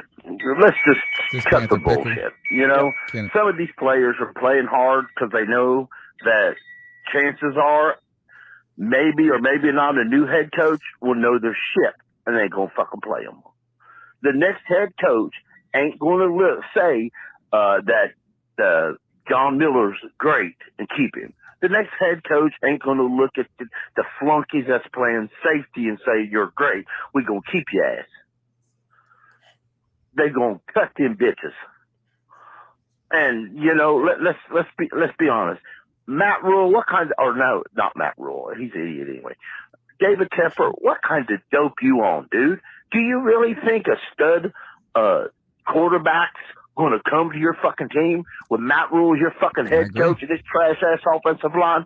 Really? What kind of moron are you? And another thing, do you really think a rock star offensive coordinator is going to race to join the Panthers because they're so fucking great? Moron. I mean, what kind of fucked up idiot in the head going to believe that Bill O'Brien's going to come here and be offensive coordinator and Deshaun Watson's going to drop his no trade clause and race down there to join it? And even if he would, what the fuck we going to give him? A first-round pick and a fried bologna sandwich? I mean, damn. And one little thing again that not a lot to do with football. Some folks in the chat, if you don't know the truth about a retired player or a player that's left for whatever reason, don't make up shit about it. Just say you don't know. Don't make up shit. Tell everybody it's the truth because it makes you feel better. Reading between the lines is bullshit. Luke Kuechly left the Panthers for his own personal reasons. If you read the truth, you find that. If you want to make up shit because it makes your stuck-up wannabe life better, you do that. But you're a moron if you do. Stop. Y'all have a great nice. day. Play nice. Well, I long for the pounding. days where I long for the days where the callers used to call in and do impersonations of each other. That's how bad this is, man. We're turning on each other at this point. Chat room turning on the chat room. I think that is it Kenneth? Is that Panthers Pickle? Yeah. I think he is 100% right about the like who you're going to bring in, right?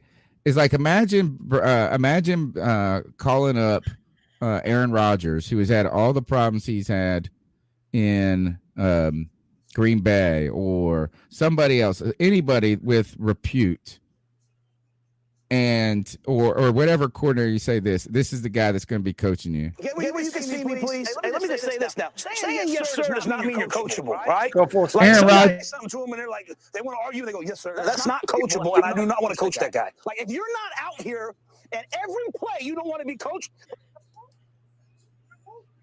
Like if every play you're not trying to get better. Okay, saying yes, sir, does not mean you're coachable. Look at someone in the eye, having like football conversations with means you're coachable. If every play you're perfect, then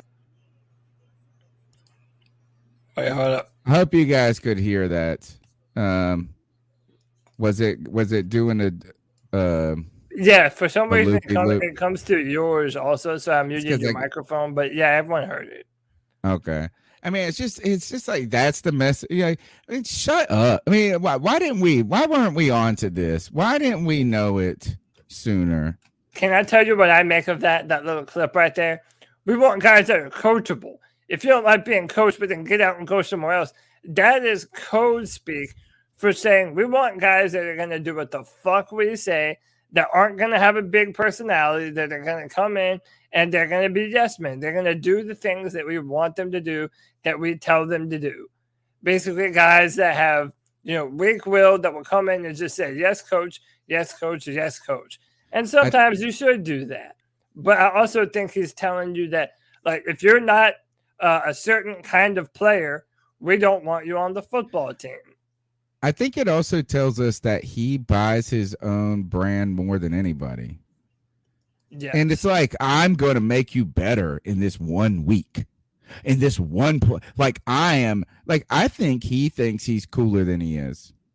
Like, what do you mean? Like, all you just said was coach 7 times in a row. You just coached. All you did was say coach 7 times in a row, but you didn't even tell us, like, what did you in that moment do that made the players go execute that last play better? Right? Like, where was the coaching? And that's what I'm saying is, like, I think he acts like I think Dave Gettleman fell into this trap where they started buying their own product more than anybody. And they thought they became the most important part. I thought Ron Rivera slightly did this after the Super Bowl, where they thought that they were the most important part. Right? It's like, well, I'm the reason we're here. I feel like that moment right here says that this is a me moment for Matt Rhule. And I'm the smartest dude in the room, and I'm going to coach you, and I'm going to coach you. And all of a sudden, you're going to know football better than anybody because I said coach 72 times in a row. And compete. Don't forget compete. We're going to coach you up, and we want guys that can compete. We're going to have a lot of competing here on this team. Next call. Tom Brady is a homosexual. Yeah, what? All right. Surprised we haven't got more stuff like that. Next call. Hey, babe, when you get off work, you think you can bring my hemorrhoid cream home with you? I left it over at your house. All right, babe. Bye-bye. Oh god. Next call. I like these. Hey guys, Chuck from Elizabeth City, aka Carolina Sports Guy. Chuck, he's getting I'm with sadder some of the by the callers moment. tonight. I've just had an epiphany. I've always been anti Ron Rivera to this day. I never want to see him back. I think he underachieved. But Matt Rhule's a total nother turd under the shoe of Ron Rivera. This son of a bitch. We would have man. won 10 We are games with clown Ron show Rivera. a joke. That's my team. It's the team I root for. so. I'm not rooting for anybody else. I had somebody last night when I was in Walmart doing some shopping. They had the Green Bay little bunion on and their Green Bay shirt, and the guy's got a good-looking wife with him, nice body, had her little booties on and everything. Nice, just she looked fine. Had her Aaron Rodgers jersey on, and even her kid had a Green Bay. And I walked up to him, and oh, you're a football Berated fan. this I won't family. wear any gear, and I just put my Oh, you know what? Okay. my palm on the back of my hand with my Panther tattoo. I said, yeah, I'll watch a little football. Yeah, because I Hold on, I wear gotta it replay this. on I'm my sorry. football fan. I won't wear any gear. And I just put my plume up in their face. I said, my palm on the back of my hand with my Panther tattoo. I said, yeah, I'll watch a little football. Yeah, because I wear it on my skin. And it means the world to me with this team. We just suck. But man, Matt Rhule I have no respect for what he did for Cam Newton. What Cam Newton has meant to the fans. And you've got the fans over here that are anti-Cam, that are Panther fans, and the fans that love Cam and are Panther fans because of that. But let me tell you what Matt fucking Rhule did to Cam today. Common sense, if you're a decent coach, would tell you, let me put the best rushing quarterback in the game in on this fourth and a foot to either pick up the first down, if not the touchdown. Wouldn't it be great to see Cam walk off at least with one more rushing touchdown, give a man glory? You denied us that. What the hell was Matt Rhule thinking? So screw him. I don't care if we start out 8-0 next year.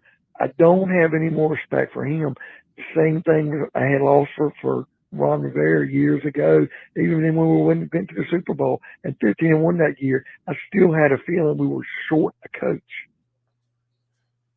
I really didn't buy in. And I'm not buying into Matt Rhule now. I'm turning on him. I'm already looking for the next coach, no matter what he does. And I'll always be a Panther fan. I'm always going to root for the players we have. And people like Jermaine Carter have to go. And, of course, we're going to probably end up losing Hassan Reddick or Frankie Louvu and who the hell knows who else. I'm always going to be a Panther fan.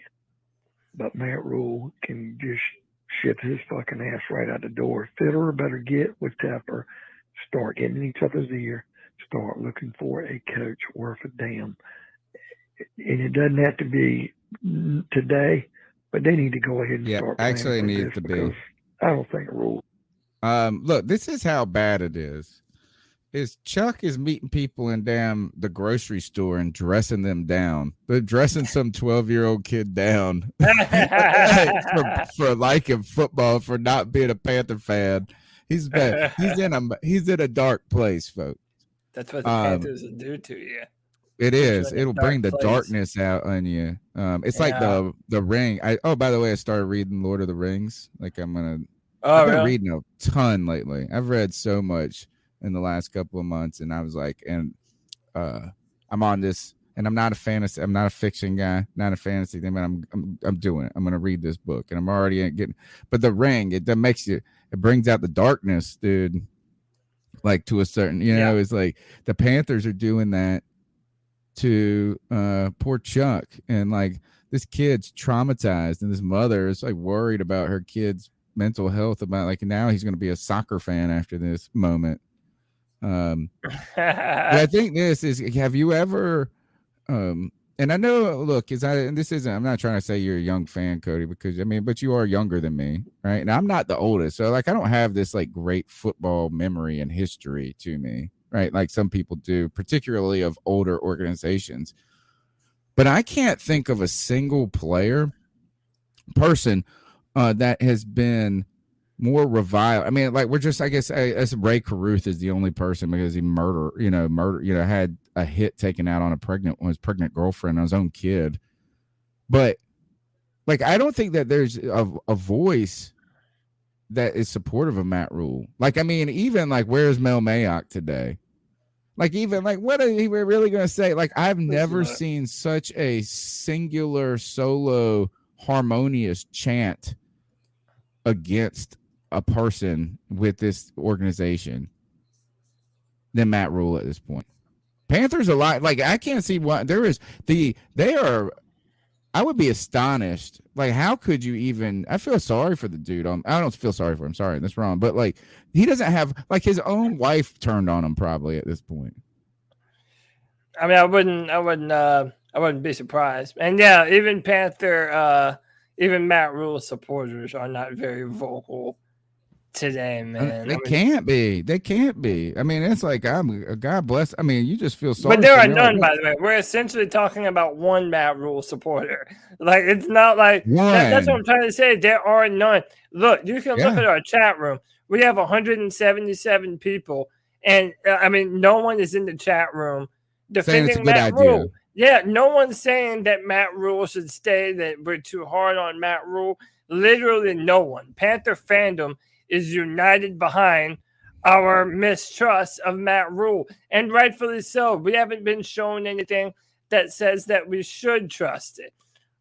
So think about Cam Newton. Think about this: is that Cam Newton is the greatest quarterback we've had, the first superstar in our history, and he didn't even have unified support. Right, or hate, right? It's like he split the fan base. There's a group of people that were adamantly saying that he's not a quarterback, right? But there's this other half, right? There has been people who said Ron Rivera is a tough, we're putting together a hard-nosed team, defense is not sexy all the time, but he deserves to be the coach, and he brought us a great amount of success. But then you had this other group of people like Chuck who said Ron Rivera is not the answer, and he's holding us back. You had this about Marty Herney, there's always been some sort of voice, albeit minority at some point. But there is no voice. There is no, except for Ian Rappaport.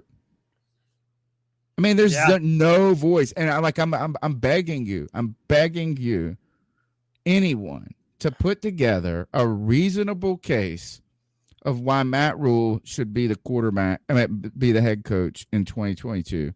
I'll even say I'll even accept partially unreasonable. I feel like that person, imagine being the attorney who has like someone murdered somebody right on camera, like all the DNA's there, like all the evidence is there. You have to defend them, but you got to go defend them, and you got to put together. And the guy goes, "I will not plead not guilty." So you, as your ethical code, you have to go put together some sort of defense and trot out some witnesses. Like, what's the plan for? That's the case that you are going to have to build for Matt Rhule at this point. All right, let's go next. It's essentially Mel Mayock and Ian Rappaport are the only ones defending Matt Rhule, willing to make those cases. And I don't even know if it's his case is even it's like on drugs at this point. Like, if you have anything like to say, sunshine. Like, it's like to make excuses for no one but him is what it requires. It would, it's like because I think the most damning evidence against Rhule is him turning on his own. Firing Joe Brady shows that he don't know what's going, and I'm not saying if it was just, hey, we don't have Christian McCaffrey in an offensive line, then firing Joe Brady wasn't a wise decision. Losing that continuity going forward. If you believe, I don't even think Matt Rhule believes the arguments for why he should have a job next year. Yeah, I don't think he does either. By the way, real quick, CK isn't in the building today, but we've got 173 strong people watching. It's the final Panthers post-game therapy session of the season.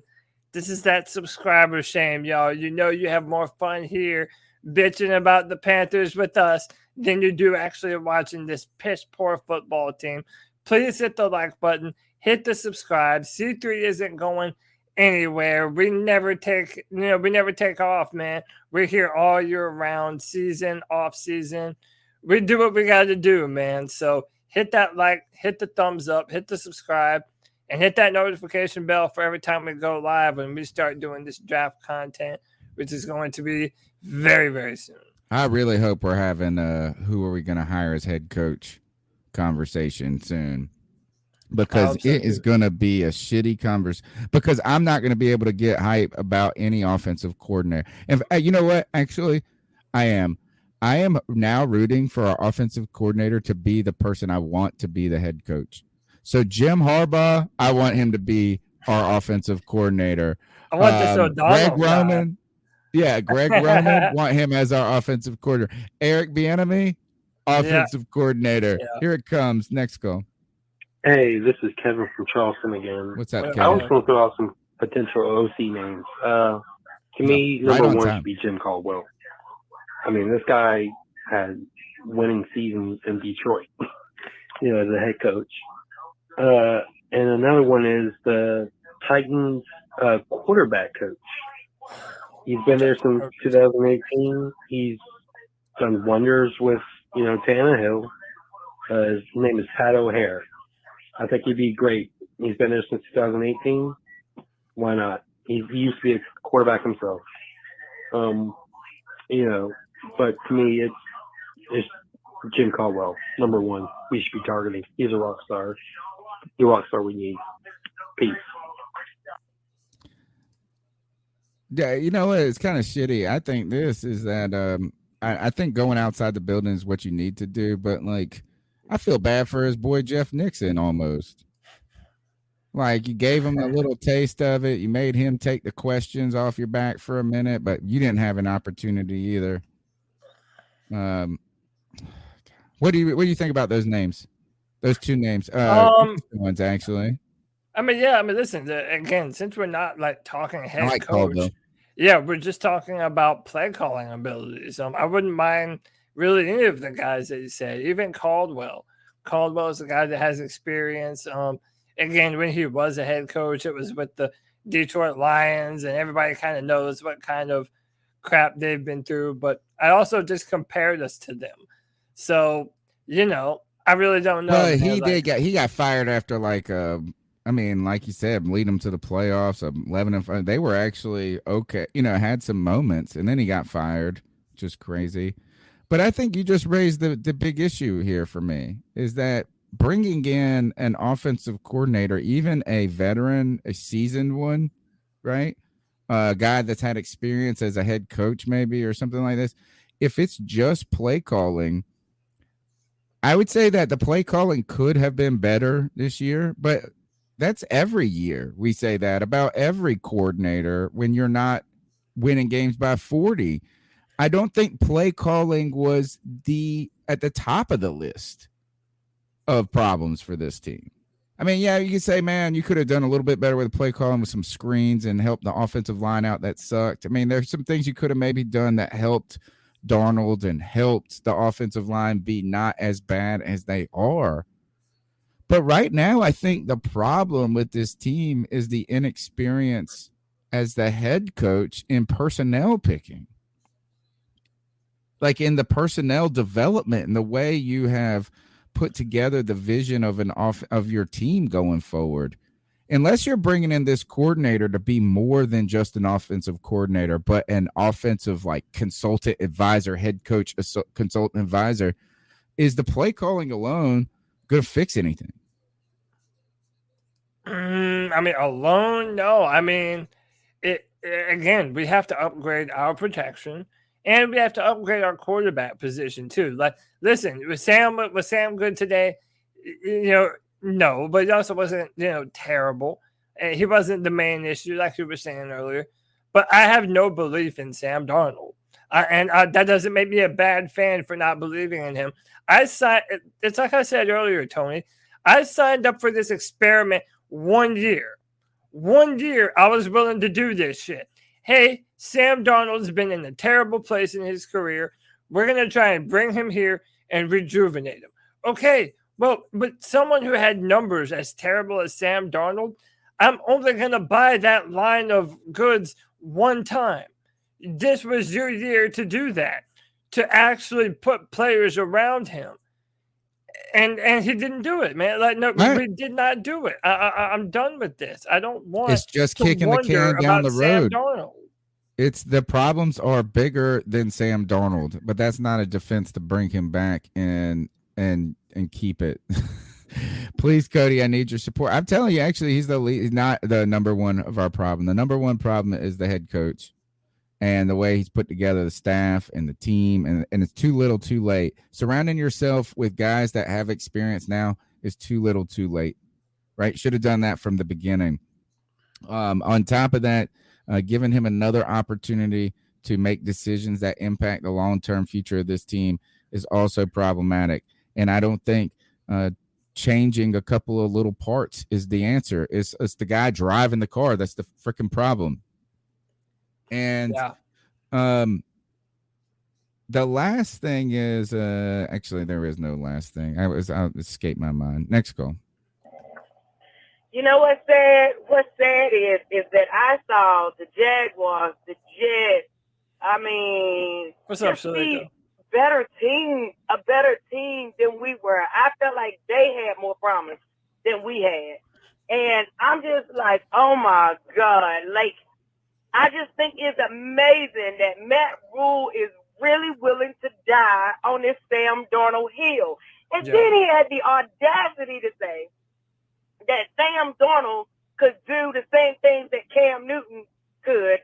Then he did them, and it was a disaster. I mean, 4th and 1, he couldn't even get 1 yard. He's fumbling the ball.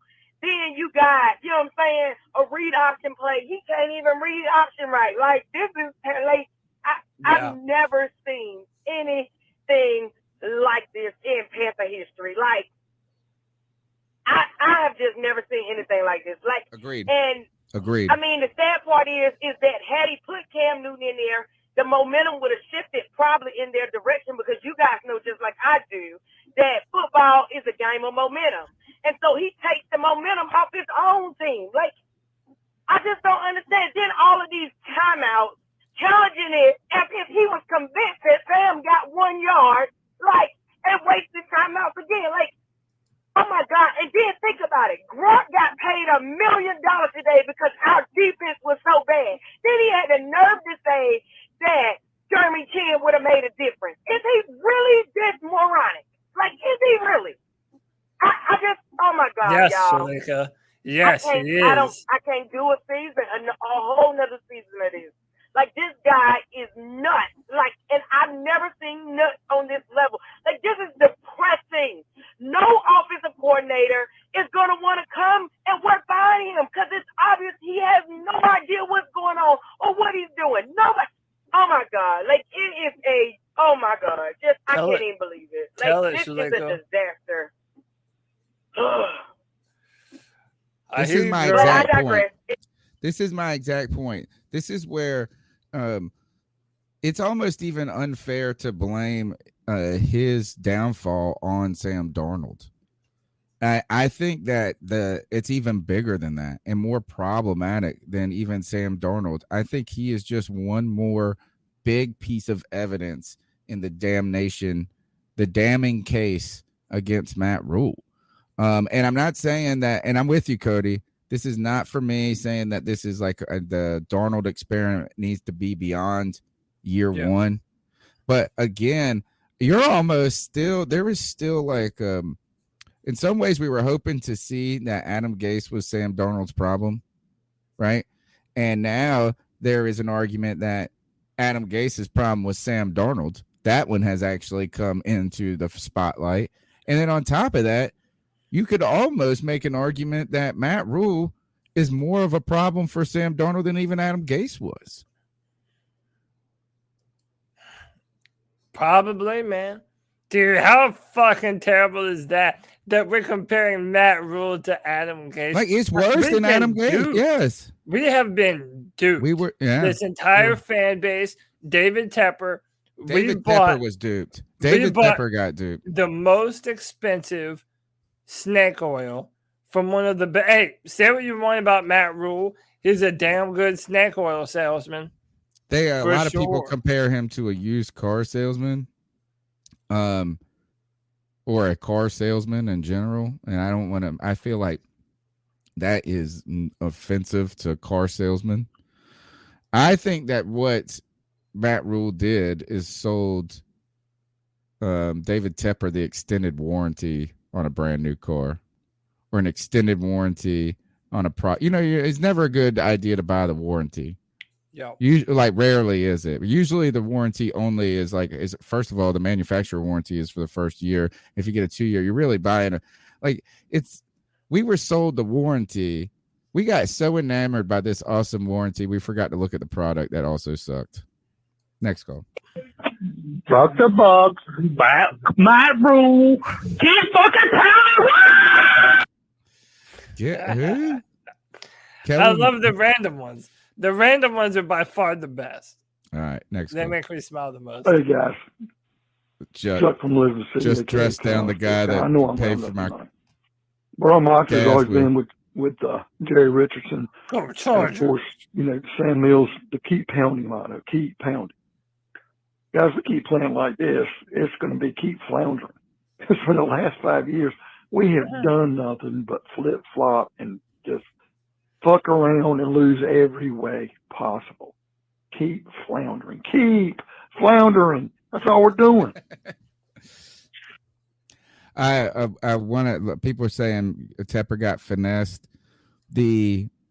My biggest. I continue to come back to this, Cody, is that the most jarring evidence for Matt Rhule's need to go, to me, is not what fans are saying, but what he has done.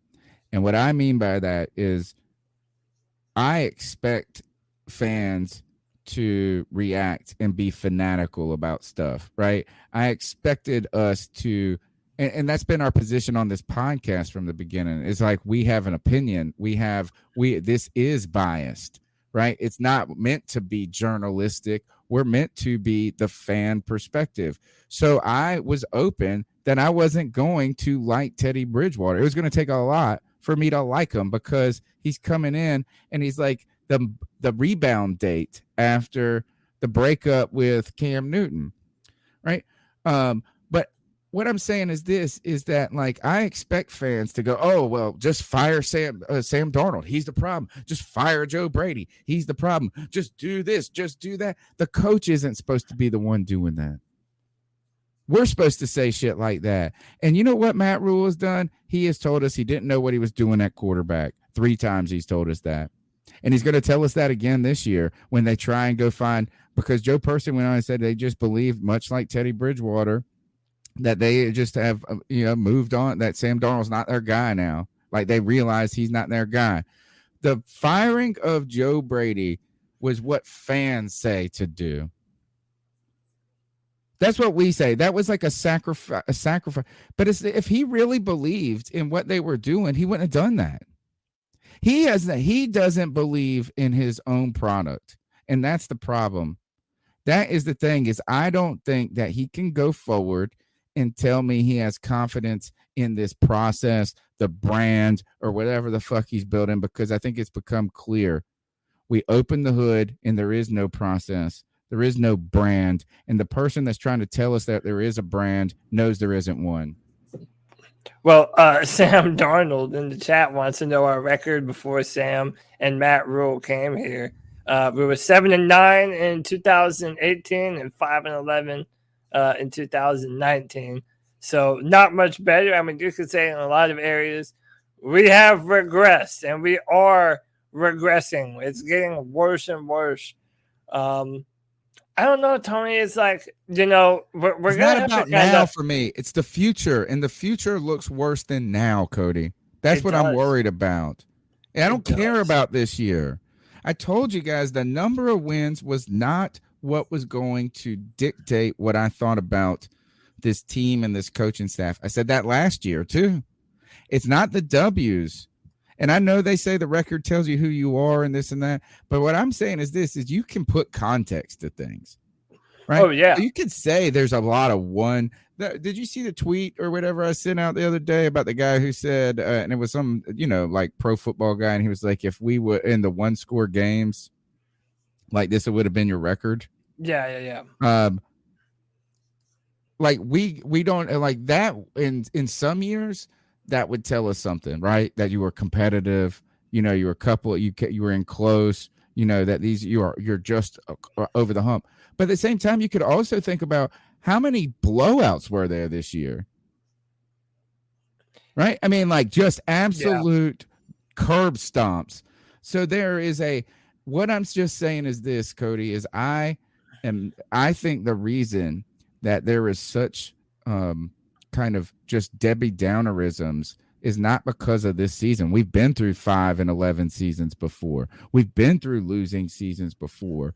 But what it is the lack of hope in the future.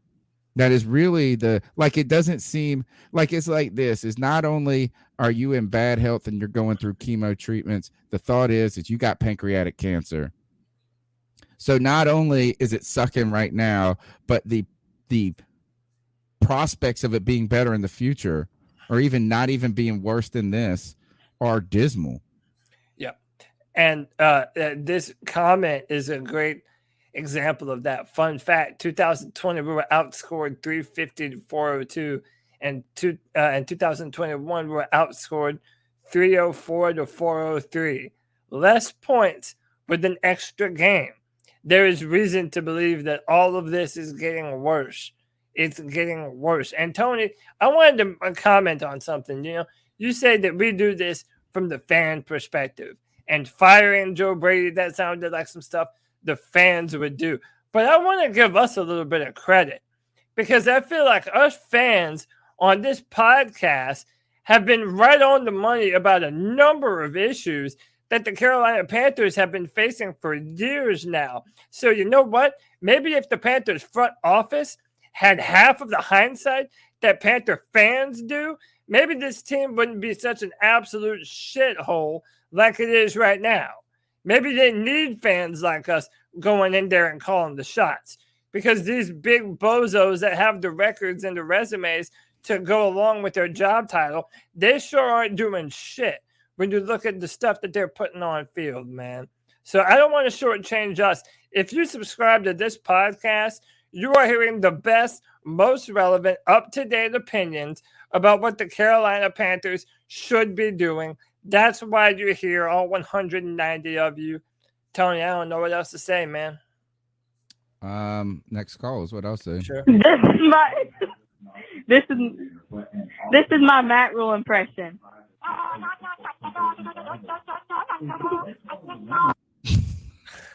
Somebody was having too much fun, dude.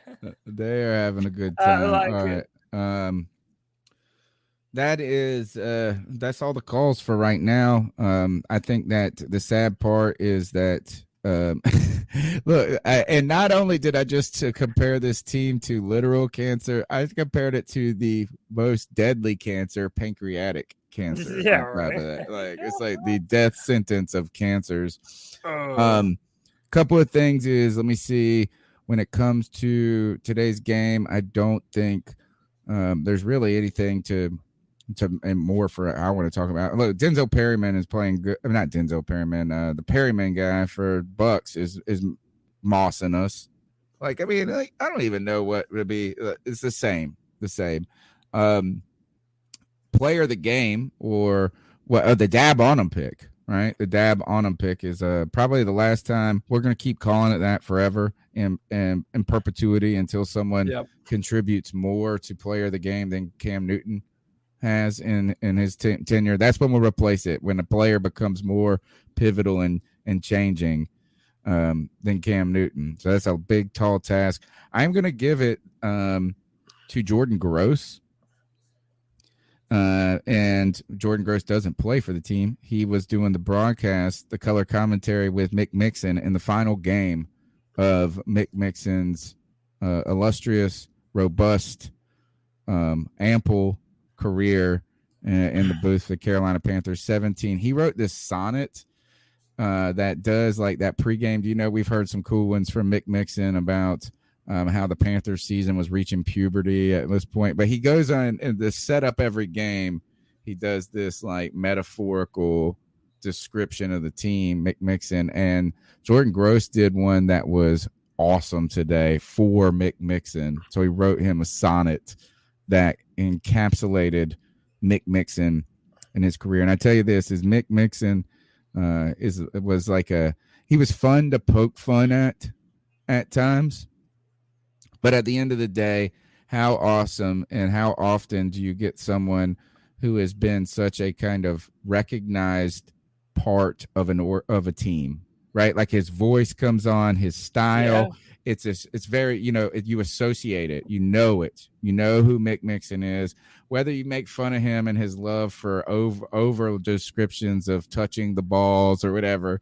It is like I said, when we had Cam and people wanted to move on from Cam, life without a quarterback is a tough road to hoe. Like it's like being in the land of not having a quarterback is scary, is a scary place. It's a daunting. It's like being Frodo out outside of the Shire. It's scary, right? Mick Mixon was something that was familiar, something good. And let me tell you this is, what do we know about this team? Who do we know on this team? And this team, we talk about a complete change, new owner, new coach. Mick Mixon is even gone. JJ Jansen, like, what is there? Not only are we just bobbing along in a lifeboat right now, worried about our hopes and our future, but we don't even have, I don't even know what to hold on to at this point. Like, there's no familiarity, there's no nothing. And not that is necessary, but even Mick Mixon quit. Man, he retired. Even Mick Mixon said, man, fuck this, I'm out of here.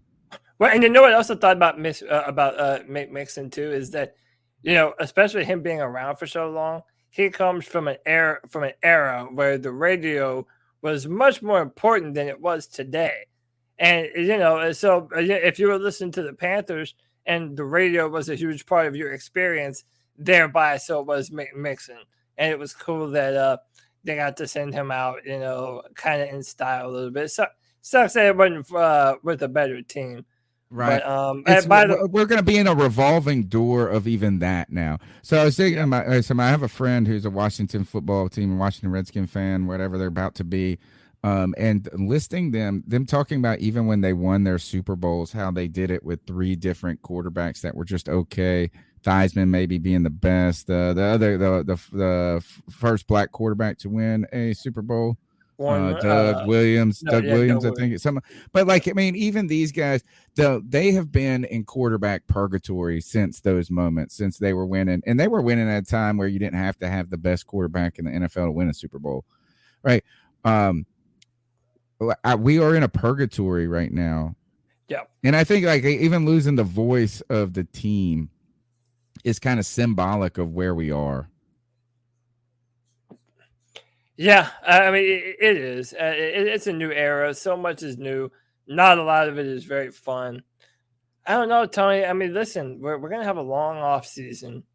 It's going to be another long one. There's no more Panther football. It seems like. Do you have a player for today, though? It seems like the other day we were just excited about, about what this team could be this season. And that we had Panther football to look forward to. And, here we are, man. One thing remains the same. The C3 podcast will be here. You asked for the player I mean, yeah, you know what? 222 tackles between 2 seasons. That's been pretty cool. But, I mean, who even it's got to be Deontay Brown for you, man. Yeah, 100% is Deontay Brown. And it's 100% to pat my own self on the back. Listen, I'm on record. You can go back and listen to me talking about Deontay Brown before this season started, where my prediction was that injuries to this offensive line was going to force Matt Rhule to play his better players. Well, dude, how arrogant of me. I thought that Matt Rhule would learn something. But no, he left him hurt. Then played him again anyway, man. refuse to play his young players. So, yeah, listen, Deontay Brown, even tonight, man, he had moments where I thought he looked really, really good, man. Really, really good. And I think that for our future, it signals well when you have that kind of stuff, man. As a matter of fact, I'll even share this real quick. Our boy, ATH, formerly Sports Nut, but dude, he's everywhere. He's the guy that keeps us up to date in our Discord. Join our Discord, by the way. But this tweet right here, this is Deontay Brown. Oh, God. This is the rest of our offensive line. Did you see how dumb this shit is? The guy that we have been yelling for to finally get some snaps plays and then does shit like this. He did shit like this the last time we saw him. Oh, but guess what Matt Rhule did? Matt Rhule benched him before the end of the game and put Scott Miller back in. Our coach doesn't know what the fuck he's doing. Unless this guy was throwing up in the huddle from being out of shape. Come on, man. And this is where I'm really just am soured even more is he triples down on this shit when it's just unnecessary. Again, last week, still talking about Brady Christensen's arm length and how he sees him as a guard. At this point, just be quiet about it. Deontay Brown, just be quiet about it. Just be quiet, man, when all of this is on you. Shout out to Jarrett Cole for the $2 super chat. We appreciate that.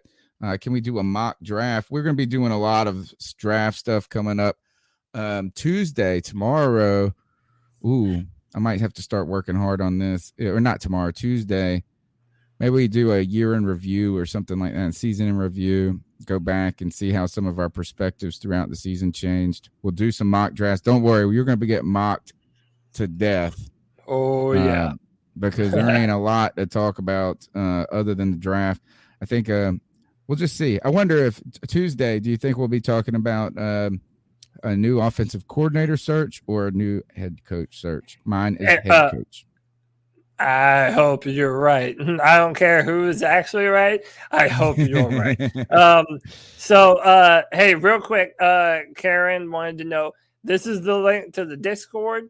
We have a fantastic discussion that's always going on in our Discord chat. Please hit that link.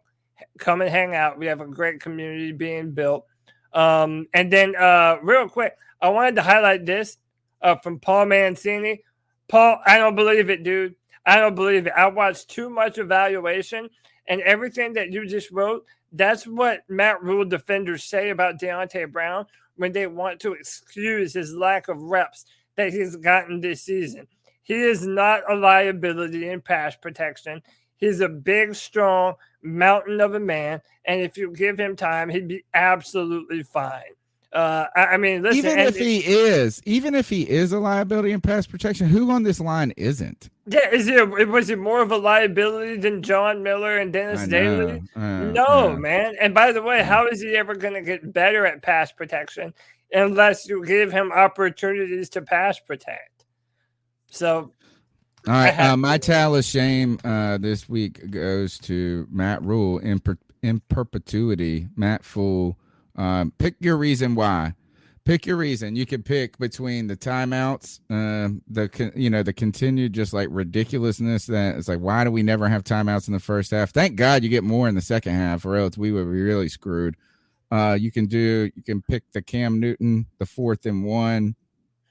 You can pick the continued comments to the fact that he said, I see a role for Deontay Brown on the special teams. That's what he said this past. It's just like, oh my God. Like, what? All right, Gunner.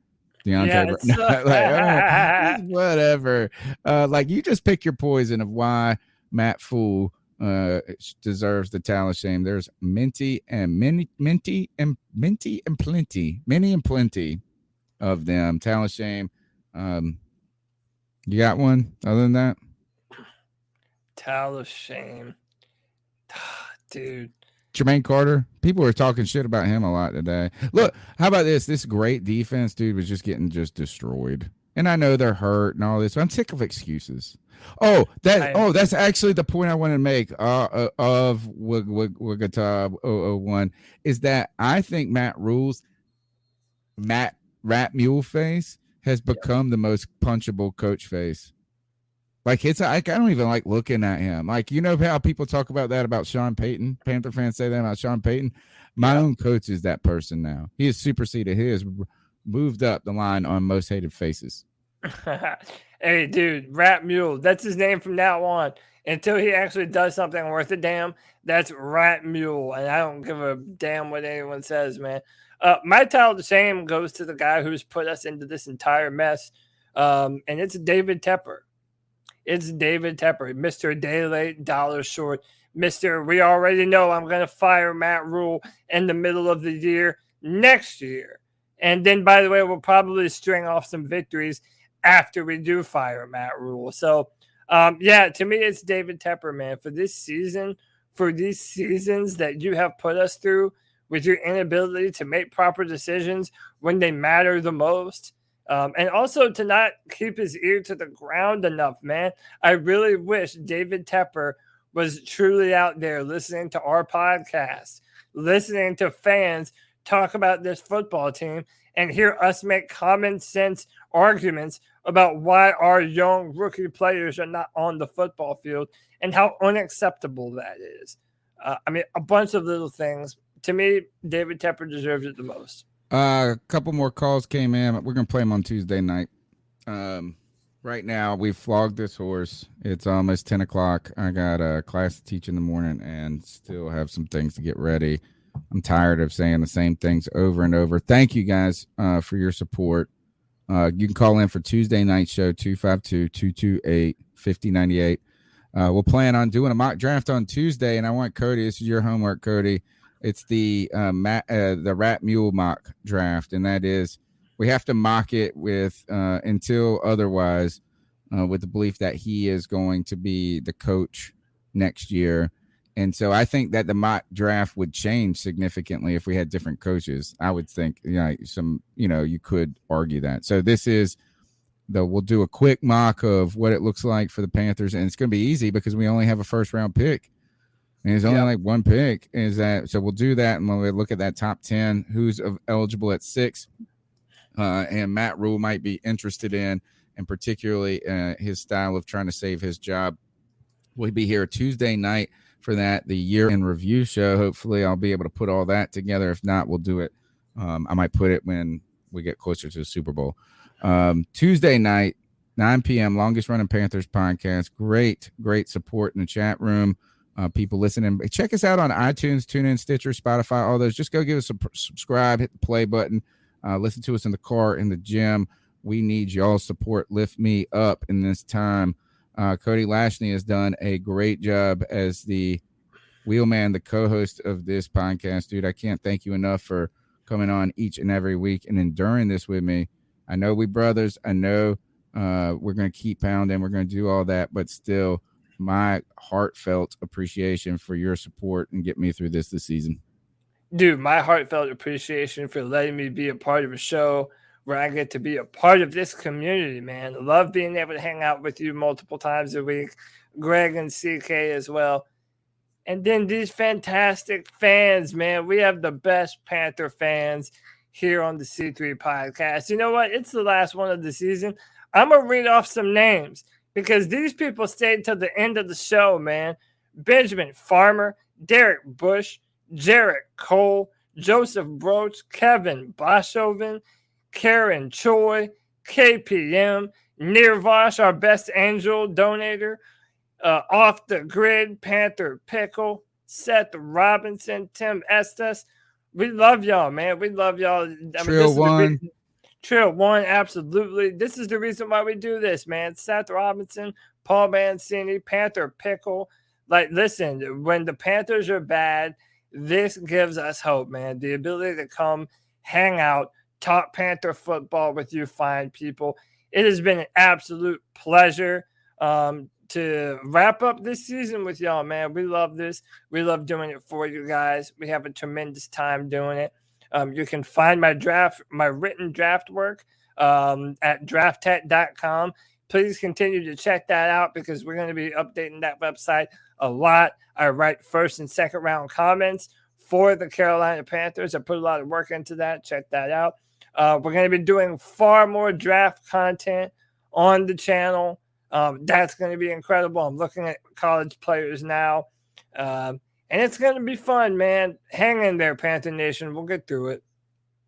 All right, man. C3 Panthers post-game show. There was 18 of them, or 17 of them this season. We're here for every game. We're here on Tuesday nights. We got a great community on Discord in this chat on iTunes, TuneIn, Stitcher. Hit the thumbs up button and check them out. Friday, free for all, where all the fans get to have their voice heard. Yes. There's going to be a lot to say. And I know that it feels like we're saying the same thing over and over, but the news will come flying before you know it. And there will be new things to talk about and the same things to bitch about. Until Tuesday night, my name's Tony Dunn. You can follow me on Twitter at @cat_chronicles. Check out Cody Lack on Twitter. And until then, keep pounding. And Matt Rhule, you got to go. You a fool. See you Tuesday. See you later, Panther fans. Keep pounding.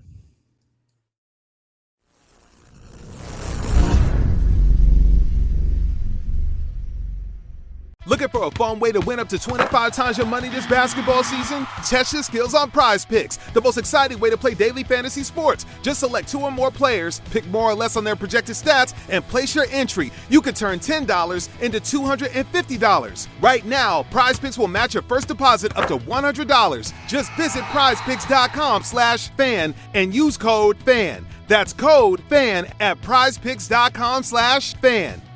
Must be present in certain states. Visit prizepicks.com for restrictions and details.